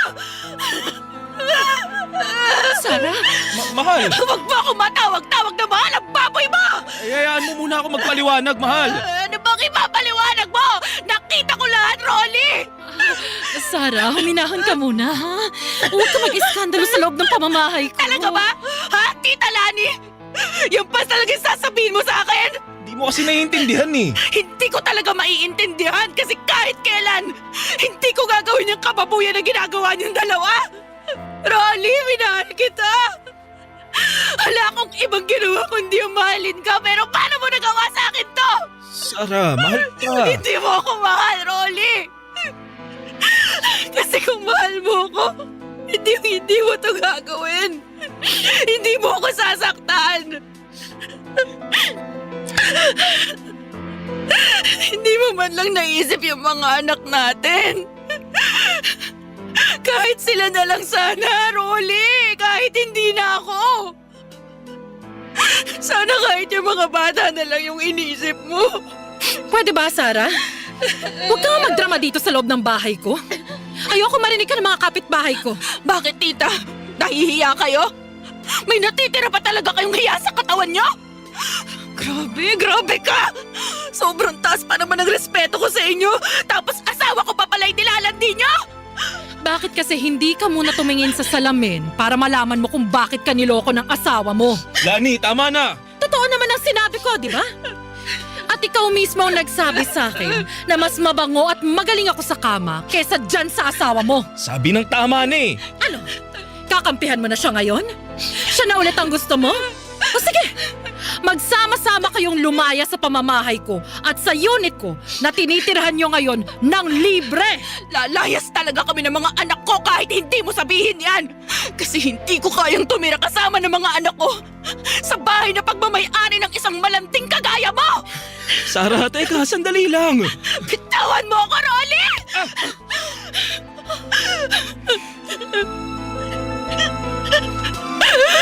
At huwag na huwag mong susubukan na sundan kami ng mga bata. Dahil baka mademanda pa kita. Kayo ng babae mo! Ang bababoy niya!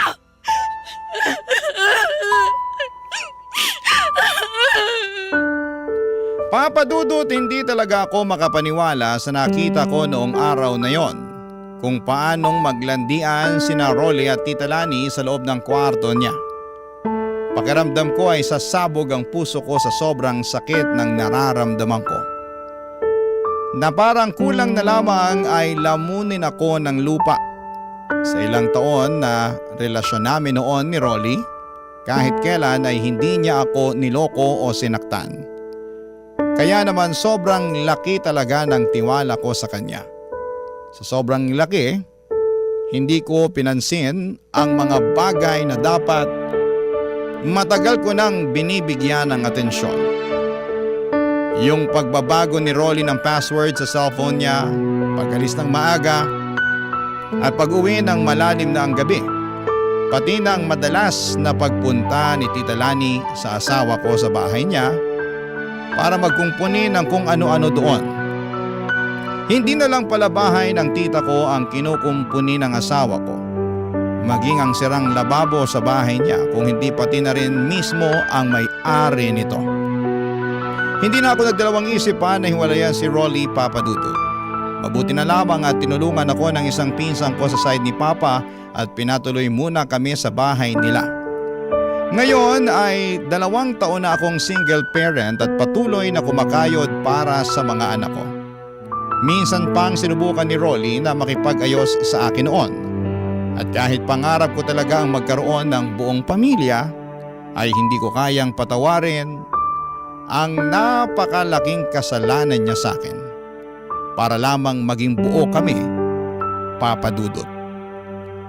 Hanggang dito na lamang po ang sulat ko at sana po ay nakapag-iwan ito ng aral sa ating mga kabarangay. Ang inyong kapuso at kabarangay forever, Sarah. Kwentuhan naman tayo dito sa comment section. Barangay Love Stories. Love Stories. May mga pinaghihiwalay na muling pinagsasama. Ikaw kabarangay, gaano ka kahandang magbigay ng ikalawang pagkakataon at magpatawad sa mga taong malapit sa puso mo? Dear Papa Dudut, magandang tanghali po sa inyo at sa ating mga kabarangay. Itago niyo na lamang po ako sa pangalang Cha, 16 years old at taga Laguna. Avid listener na po ako ng Barangay Love Stories at umaasa po ako na sana ay mapansin ninyo ang kwento ng buhay ko na ipinadala ko sa inyong programa. At thank you in advance sakaling mapili po ninyong e-ere sa radyo. Gusto ko lamang po sanang i-share ang mga pinagdaanan namin ng Nanay Marico sa buhay. Alam ko po na lahat naman tayo ay may mga malulungkot at masasakit na nakaraan. Lagi pong sinasabi sa akin ng nanay ko na balang araw lahat ng yon ay magiging alaala na lamang at darating din po ang sandali na mapapalitan nyo ng kaligayahan. Hindi ko pa po naiintindihan noon kung ano ang ibig niyang sabihin. Pero hindi tumigil ang nanay ko sa pagpapaalala sa akin na kahit mahirap ang buhay naming dalawa, umaasa pa rin kami na magiging maayos ang lahat. At aaminin ko na malaki ang impluwensya ng mga paalala niyang yon sa akin upang hindi ko maramdamang kulang ako kahit na wala akong kinamulatang tatay.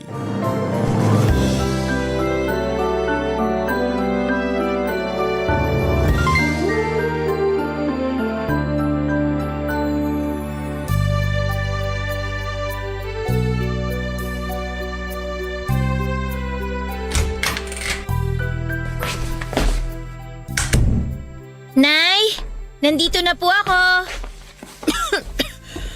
O anak, mabuti dumating ka na. Mano po, Nay? Kumusta na po ang pakiramdam nyo? May lagnat pa po ba kayo? Wala na. Effective yung gamot na pinainom mo sa akin kanina. Ay, mabuti naman po kung ganon. Nag-aalala po kasi ako sa inyo pero ayaw nyo namang magpaalaga sa akin. Ayun, buong araw ko kayong iniisip habang nasa school ako. Ikaw talaga. Siyempre, mas importante pa rin ang pag-aaral mo, nak.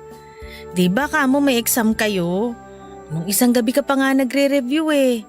Kaya alam ko na mahalaga sa'yo yon. Pero mas mahalaga pa rin po kayo sa akin, Nay. Paano na lang kung may nangyaring hindi maganda sa inyo rito habang nasa school ako, di ba? Hindi ko po makakaya kung pati kayo mawawala sa akin. Hindi ko po alam ang gagawin ko, Nay. Maayos na naman si nanay. Tsaka hindi pa ako kukunin ng Panginoon dahil marami pa akong dapat gawin. Isa na doon ang igapang ang pag-aaral mo hanggang makatapos ka sa kolehiyo. Kaya nga kahit maganda kuba na ako sa pagtatrabaho, titiisin ko. Alang-alang sa'yo, anak. Ay, nandun na po tayo. Pero wag niyo naman pong pagurin ng sarili niyo. Balita ko, hindi kayo kumakain sa tamang oras, tapos nagpapatuyo rin kayo ng pawis sa likod. Talagang magkakasakit po kayo niyan, Nay. Wala po ako lagi sa tabi niyo para paalalahanan kayo ng mga bagay na sinasabi niyo rin sa akin. Oo, tingnan mo tong batang to. Biglang ako naman ang pinagalitan. Hindi po ako nagagalit. Nagpapaalala lang po ako. Hindi ba sabi nyo, kahit alam na natin ang isang bagay, importante pa rin na may nagpapaalala sa atin? Kaya nga kahit nanay ko kayo at anak nyo ko, hindi po ako magsasawa o mapapagod na magsabi sa inyo, nanay. Mahal na mahal ko po kayo. Tsaka ayoko may mangyaring masama sa nag-iisa kong magulang. Nakakataba naman ang puso na marinig yung mga salitang yan mula sa'yo, nak. Napakaswerte ko kasi dumating ka sa buhay ko. Kung wala ka, sigurado nabaliw na ang nanay. Nay naman eh. Siyempre, mahirap na nga ang buhay tapos mag-isa pa ako. Ako rin naman po, masisiraan po ako ng ulo kapag nawala kayo. Kaya please lang po, sa susunod makikinig na kayo sa akin para hindi na rin kayo nagkakasakit. Baka po nakakalimutan nyo, nagkakaedad na po kayo.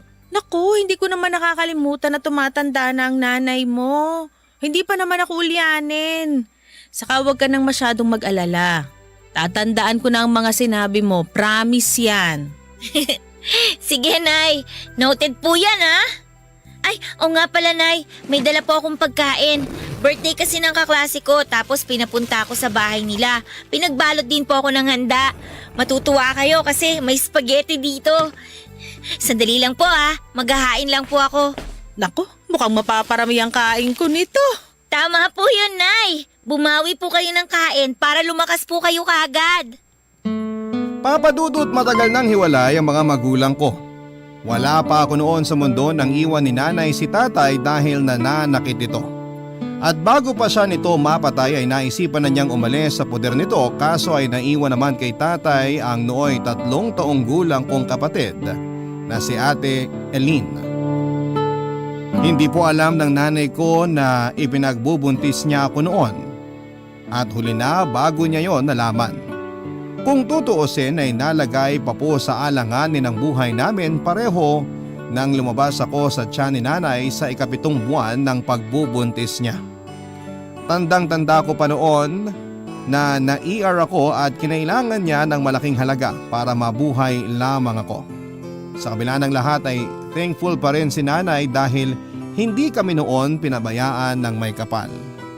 Sa pagpapatuloy po ng aming buhay, nangamuhan lamang po si nanay at madalas ay kasama niya po ako sa trabaho niya hanggang sa magkaedad ako dahil wala namang magbabantay sa akin. Kung hindi naman po siya magtatrabaho, pareho kaming mamamatay sa gutom. Kaya nga kahit doble yung hirap ay nagtiis po si nanay para maitaguyod lamang ako, Papa Dudut. Bilang anak ay walang araw at gabi na hindi ako naging proud sa siyang may-ari rin ng maliit na kwarto na inuupahan namin.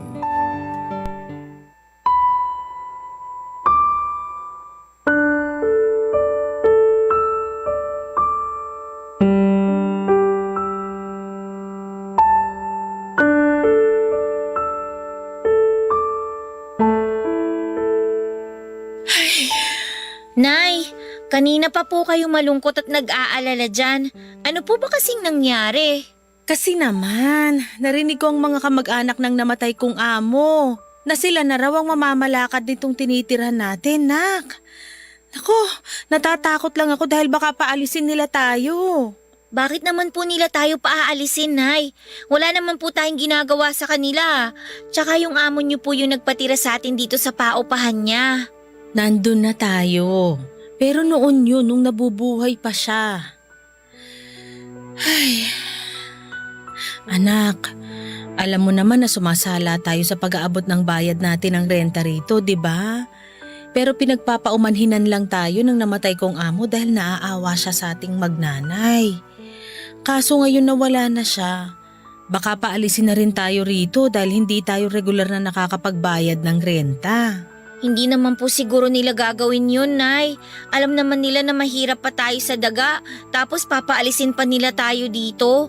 Tsaka ngayon lang naman po tayo hindi regular na nakakapag-abot dahil nagkasakit nga po kayo, tsaka hindi po nakakapasok sa trabaho. Sana nga mapagpasensya nila ang sitwasyon natin. Nagsisikap naman tayo sa buhay na balang araw makakaahon din tayo sa hirap, nak. Kaya nga po, Ating dalawa. Pero bata ka pa. Hindi mo dapat masyadong pinoproblema ang mangyayari sa hinaharap. Ang pag-aaral mo ang dapat na inaatupag mo. Pasensya ka na kung nakapagsasabi ako ng mga hinaing ko at pangamba. Pero hindi ibig sabihin nun ipoproblemahin mo na rin ang mga bagay-bagay na dapat ako ang nag-aalala. Kung sosolohin niyo po ang problema at pag-aalala, mahihirapan po kayo, Nay. Kahit bata pa po ako, may muwang na po ako sa mundo. Alam ko po kapag malungkot kayo o may masakit sa inyo, pwede niyo pong sabihin sa akin ang mga kinakatakot niyo. Wala man po akong magagawa sa ngayon, at least gumaan po yung pakiramdam niyo. Alam mo, Nak, tama ka. Medyo nawala nga ang pag-aalala sa dibdib ko kasi nakwento ko na sa'yo. Kita nyo? Sabi sa inyo, kausapin nyo lang po ako eh. Kaya, Nay, wag na po kayo masyadong mag-alala ha, dahil hindi po mangyayari ang kinatatakutan nyo. Hindi po tayo mapapaalis sa tinitira natin kasi makakapagbayad naman po tayo sa mga utang natin. Tama yun. Bukas na bukas makikipag-usap ako sa kanila. Tapos mas dodoblehin ko pa ang sipag ko sa pagtatrabaho para madagdagan ang kita ko. Pero wag po kayong masyadong magpapagod, Nay ha. Aba, oo naman. Alam kong magagalit ka sa akin kapag nagkasakit uli ako. Hindi po, Nay. Magagalit lang po ako kapag pinabayaan yung sarili nyo. Papa Dudut, maswerte si nanay dahil nakakatagpo siya ng mga taong may mabubuting puso na siyang kinakasangkapan ng Diyos para mapadali ang aming buhay. At isa na nga po doon ang amo niya na nagpatuloy din sa amin sa paupahang bahay nito para aming tuluyan. Kaya lang matapos nga po nitong mamatay ay nagkaroon ng pagkakataon ng mga kamag-anak niya na angkinin ang properties niya. Kasama na po doon ang mga paupahan niya. At ang unang ginawa ng mga kamag-anak niya ay paalisin kami. Ang totoo ay hirap po kaming makabayad ng renta ni nanay kaya pinag-initan nila kami at sinabi sa amin na hindi sila ampunan. Nang mga panahon na yon, kahit na anong pagmamakaawa ang gawin namin ay hindi nila kami pinapakinggan, Papa Dudut. Naiyak na nga lang kami ni nanay habang isa-isang dinadampot ng mga damit at gamit namin sa lupa na pinagtatapon nila. Akala ko po talaga ay matutulog kami ni nanay sa kalsada ng gabing yon, pero mabuti na lamang dahil tinulungan kami ng kaibigan ng namatay na amo ni nanay na nakilala niya matapos nitong umattend sa burol noon. Sa awa ng Diyos, meron po kaming bubong na nasilungan at maayos na higaang tinulugan. Matapos kami nitong patuloyin at kupkupin sa bahay niya, Papa Dudut. Barangay Love Stories. Barangay Love Stories. Papa Dudut, bukod sa pagpapatuloy sa amin ng kaibigan ng dating amo ni nanay sa bahay nila, ay binigyan din po niya ng trabaho si nanay sa pamamagitan ng pagbabantay sa tindahan niya. Hindi nga po nagtagal ay nakaipon kami ng sapat na halaga ng pera para makapagrenta ng kahit na maliit na kwarto malapit lang din sa pinapasukan ni nanay. Walang hanggan pa rin po ang pasasalamat namin sa Puong May Kapal dahil sa kabila ng mga pagsubok sa buhay na pinagdaraanan namin ay lagi pa rin po niya kaming tinutulungan. Kung kami lang kasi ni nanay ay siguradong baka nasiraan na kami ng ulo dahil sa sobrang hirap. Nagsumika po si nanay sa pagtatrabaho para matustusan ang pag-aaral ko at pagkain namin sa pang-araw-araw, Papa Dudut. Bilang ganti ay nagsisika po ako para makapagtapos nang sa ganon ay maibalik ko lahat ng sakripisyo ng nanay ko sa akin simula bata pa lamang ako. Naniniwala ako na deserve niya yon. Matapos ang mga paghihirap na pinagdaanan niya sa buhay, mabuhay labang niya ako at madala sa mundo na ito. Tanging hiling ko lang po sa Diyos ay bigyan niya ang nanay ko ng mahabang buhay at mabuting kalusugan sa araw-araw.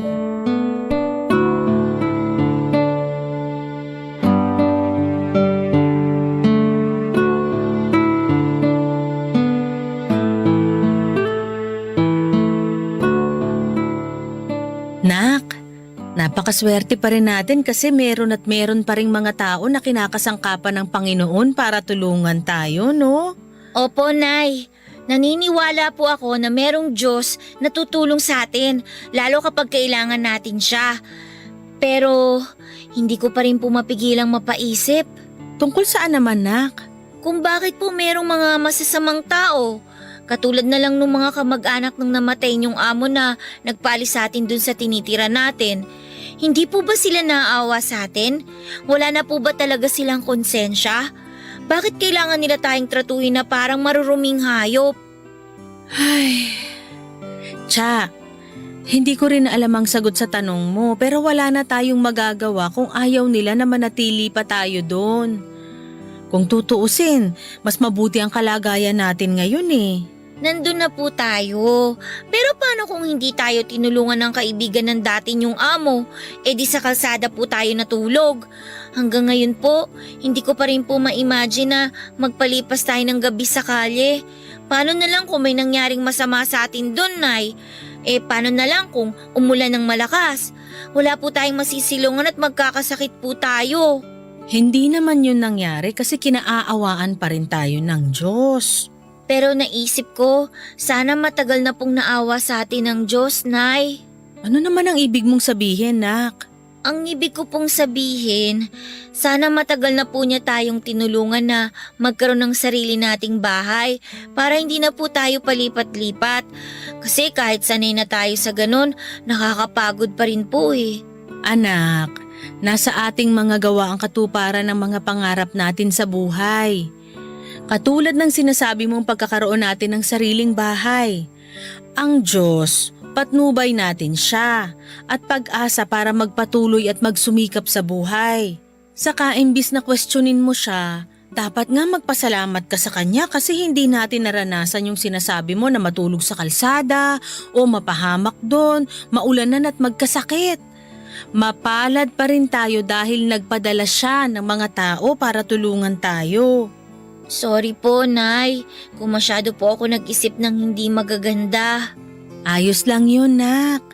Lahat naman tayo dumarating sa punto na madadaig ng mga problema. Pero lagi pa rin nating isipin na lilipas ang lahat. Meron at meron pa ring mga mabubuting tao na tutulong sa atin. Balang araw, gusto ko po ako naman yung tumulong sa kapwa ko kasi alam ko yung pakiramdam na nangangailangan. Mangyayari yon kapag nagsumikap ka at hindi mo kukwestiyonin ang plano ng Diyos sa'yo, anak. Oo, mahirap sa umpisa pero wala tayong hindi malalagpasan kapag kasama natin siya. Salamat po sa palaging pagpapaalala. Malaking bagay po yung mga payo nyo, lalo kapag nakakalimot ako. Ikaw din naman, lagi mo akong pinapaalalahanan. Saka, sino-sino pa ba ang magtutulungan? Tayong dalawa rin naman, diba? Opo, Nay. O siya, tama na nga tong usapan na to. Mabuti pa tulungan mo na ako maghain doon para makakain na tayo. Nagluto ko ng paborito mong adobong sitaw, nak. Talaga po, Nay? Naku, ipapakita ko po sa inyo kung paano ko itataob yung kaldero.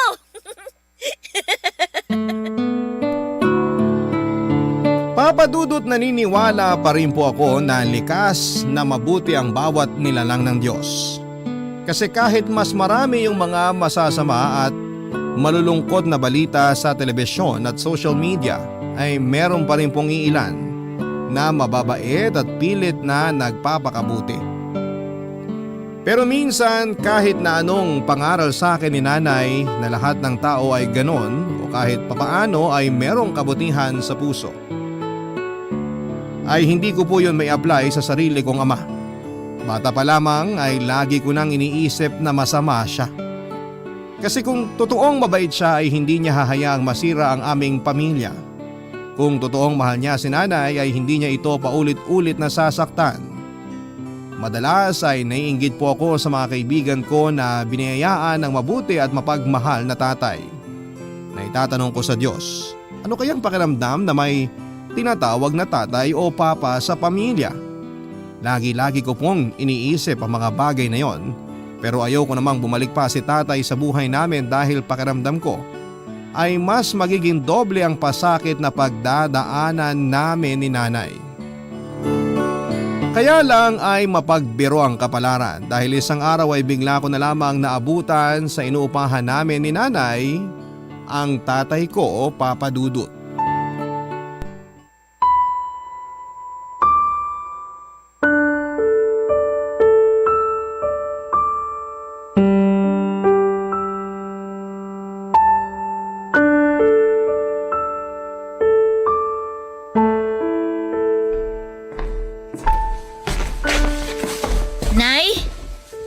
po siya.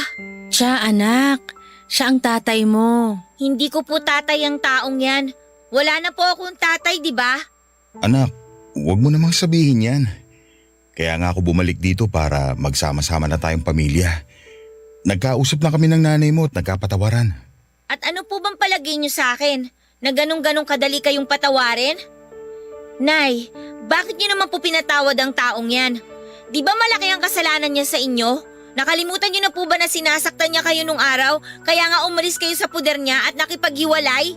Anak, nakikiusap ako. Pakinggan mo muna ang tatay mo. Hindi na siya yung dating tatay mo na nananakit.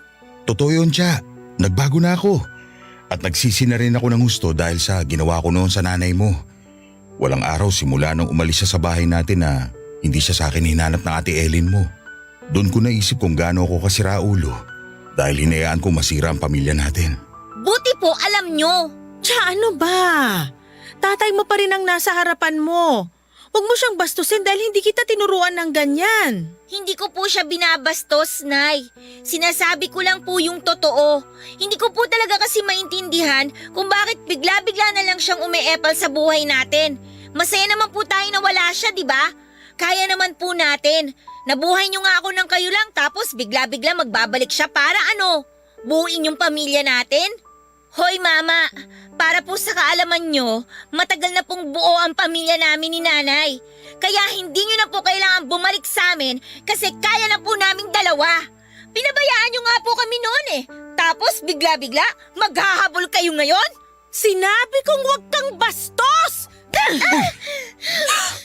Marie, tama na yan.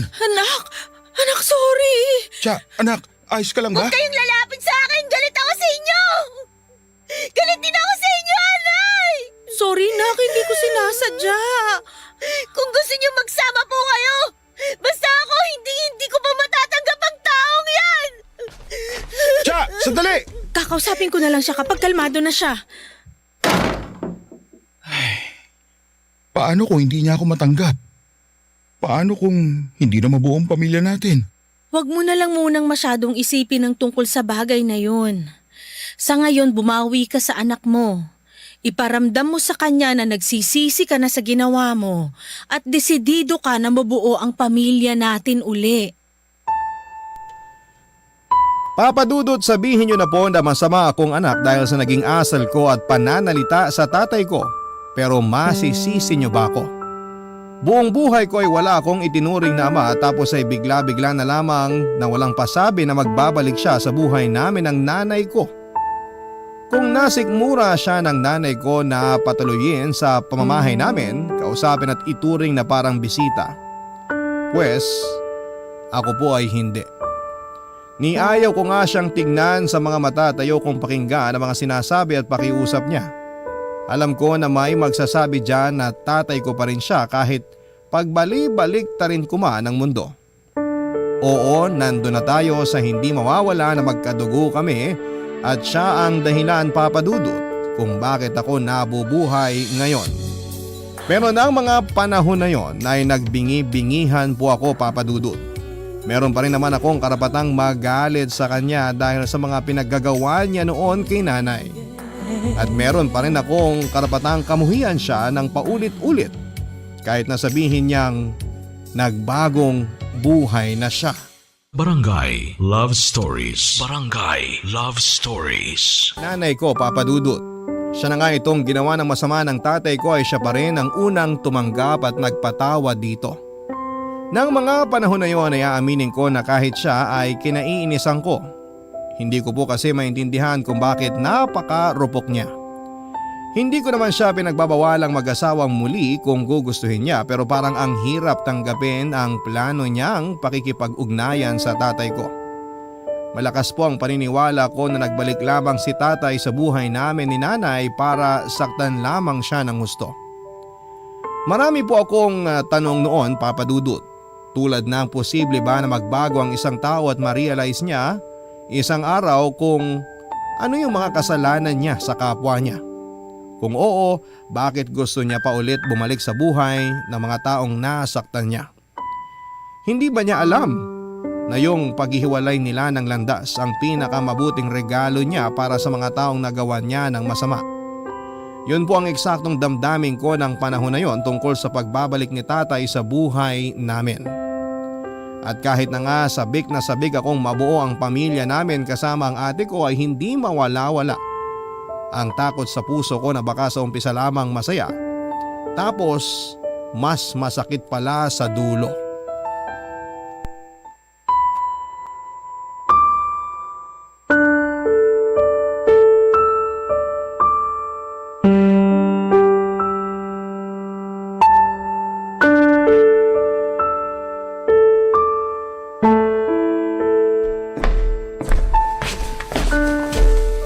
Anak, hindi ka pa ba nagugutom?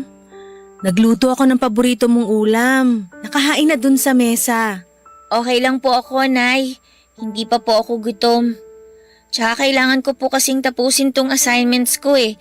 Deadline na po kasi sa makalawa. Ay, galit ka pa rin ba sa akin? Nay naman eh. Alam niyo naman po na hindi ko kayo kayang tiisin, di ba? Tsaka, hindi po ako galit. Naiinis lang po ako. Naiintindihan ko kung saan nanggagaling ang inis mong yan. At pasensya ka na kasi binaliwala ko ang feelings mo, anak. Tapos nasaktan pa kita. Hiyang-hiya ako sa sarili ko matapos kong gawin sa'yo yun. Kasalanan ko rin naman po kasi naging bastos ako. Tama po kayo nang sabihin yung hindi niyo ako pinalaki ng ganon. Kaya palagay ko dapat lang talaga na sampalin niyo po ako. Ikaw talaga? Hindi nga kita pinadadapuan sa lamok nung baby ka pa kasi sobrang selan mo kaya. Kaya pasensya ka na talaga, anak ha. Wala na po yun. Apology accepted. Pero Nay, ano po bang plano niyo? Sigurado na po ba kayo na may kipagbalikan kayo kay tatay? Ang sa akin lang naman po, paano po kung saktan niya ulit kayo? Hindi ko po siya mapapatawad pag nangyari yun. Nakikita ko naman sa tatay mo na sincero siya sa mga sinasabi niya sa akin, nak. Alam mo ba nung nagkausap kami, humingi kagad siya ng tawad sa akin. Umiyak din siya at kulang na lang magmanikluhod siya sa harap ko. Inawat ko na nga lang kasi ayoko namang gawin niya yun. Oo, may kasalanan siya sa akin nun. Hindi pa rin naman mawawala yung takot sa dibdib ko na baka isang araw maulit-uli yung naranasan ko sa mga kamay niya kapag pinabalik ko siya sa buhay ko at sa pamilya natin. Kung mangyayari yun, hindi ko mapapatawad ang sarili ko lalo kung idadamay ka pa niya. Kaya nga nagdadasal ako sa Diyos. Humingi ako ng patnubay sa kanya kung tama ang desisyon ko na bigyan pa ng tsansa ang tatay mo para makasama natin. Sa huli, magaan ang dibdib ko, anak. Kaya alam ko rin na tama ang desisyon kong yun. Bukod doon, miss na miss ko na ang ate mo, nak. Hindi ko siya nakita at nakasama ng mahabang panahon. Pero alam ko naman na hindi ko pwedeng ipilit sa'yo na tanggapin uli ang tatay mo. Mahalaga sa akin ang kapakanan mo. Nay, mahalaga rin po sa akin ang kapakanan nyo. At kung mas magiging masaya kayo sa second chance na binigay nyo kay tatay at sa pamilya natin, susubukan ko po na tanggapin siya. Nandun pa rin po yung alinlangan. Pero alam ko na sa likod po natin ng Diyos. Hindi niya po tayo pababayaan. Kasi hindi naman niya tayo pinabayaan, di ba? Salamat, nak, dahil malawak ang pangunawa mo. Sobrang proud ako sa iyo sa mga bagay na handa mong isantabi alang-alang sa ating pamilya. Mahal na mahal kita. Mahal na mahal din po kita, Nay. At wala akong hindi kayang gawin para po sa pamilya natin. Papadudot matapos po ang pag-uusap naming yon ni nanay ay aaminin ko na nahiya ako sa sarili ko at sa asal ko. Hindi naman po kasi talaga tama na hayaan kong mamayani ang galit sa puso ko lalong-lalo na sa sarili kong ama. Hindi naman po talaga sagad sa buto ang galit ko sa kanya. Siguro ay mas nangingibabaw lang sa akin yung takot dahil ayoko nang masaktan muli kami ng nanay ko dahil sa pag-asa na mabubuo ulit ang aming pamilya. Pero mabuti pa rin po ang Diyos dahil pinatunayan niya sa amin ni nanay na merong mga pagkakataon sa buhay na ibinibigay kapag nararapat na ang panahon. At yun po ang pagkakabalikan nila ni tatay. Kitang-kita ko naman po ang effort ng tatay ko na makabawi sa amin ni nanay at mas maging mabuting padre de pamilya sa amin. Kaya kahit nasa pag-a-adjust pa rin ako ay hindi ko naman po tuluyang sinarado ang puso ko na balang araw ay mapapatawad ko na po si tatay at mabubuong muli ang pamilya namin nila nanay.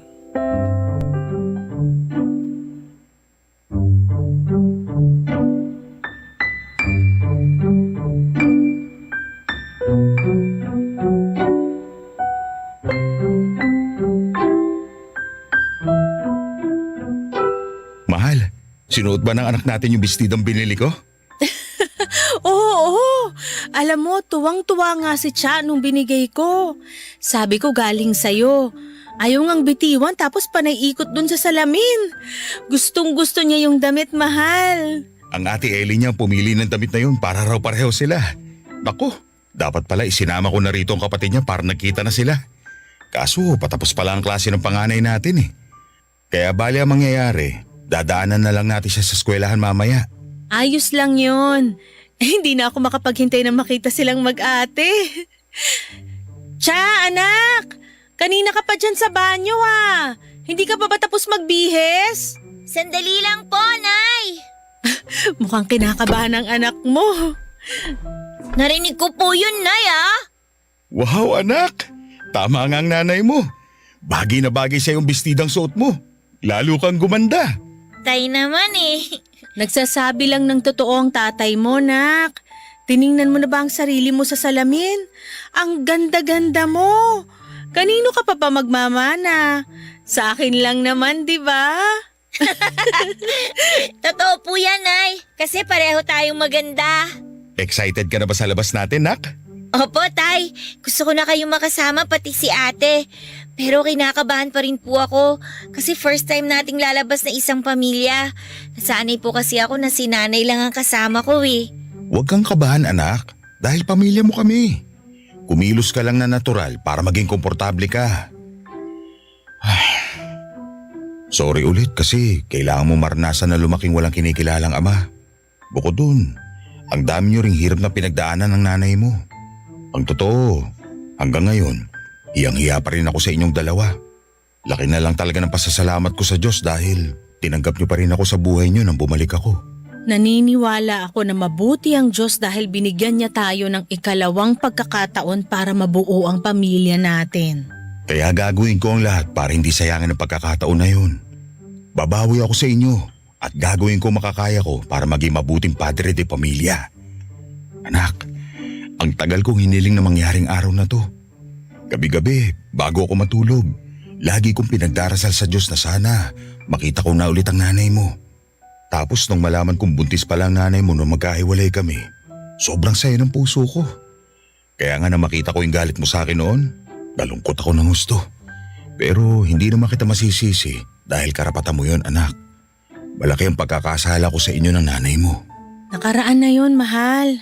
At nagkausap na kami ni Cha. Matalino ang anak natin. Naiintindihan niya ang sitwasyon. Tama po si nanay. Ang mahalaga po sa akin ngayon, mabuo po ang pamilya natin. Mahal na mahal ko kayo ng nanay mo, Cha. Mahal ko rin po kayo. Namin po ni nanay, Tay. O paano? Alis na tayo? Naghihintay ng ate Ellen mo, nak. Excited na yun na makita kayo ng nanay mo. Tara na po, Nay, Tay. Sunduin na po natin si ate. Papadudot, alam kong sinabi ko na hindi ko mapapatawad ang tatay ko. Pero iba pa rin po sa pakiramdam na walang sama ng loob at hinanakit sa sarili mong magulang. Hindi po madali yung process ng trust na ibinibigay ko kay tatay para tuparin niya ang pangako sa amin ni nanay na magiging mabuting padre de pamilya na siya. Pero sa abot ng makakaya ko ay sinusubukan ko pong umasa na mas magiging mabait sa amin ang kapalaran. At sa wakas ay tuluyan na kaming mabuo. Sa kasalukuyan, papadudot ay masaya po ang aming pamilya ni nanay kasama sina tatay at ate Ellen. Kaya nga na-inspired po ako na mag-share sa Barangay Love Stories ng storya namin para kaaliwan at kapulutan ng aral ng ating mga kabarangay. Masaya po ang puso ko na magpatawad at masasabi kong magaan ang loob ko. Pero palagi pa rin po akong nagdarasal sa Diyos na sana'y bigyan niya ng guidance ang pamilya namin sa araw-araw. Maraming salamat po Papa Dudut, sakaling mapili po ninyo ang sulat ko and more power sa programa ninyo at sana'y marami pa kayong maibahagi na magagandang kwento. Ang inyo pong kapuso at ka-barangay forever, Cha. Barangay Love Stories. Love Stories.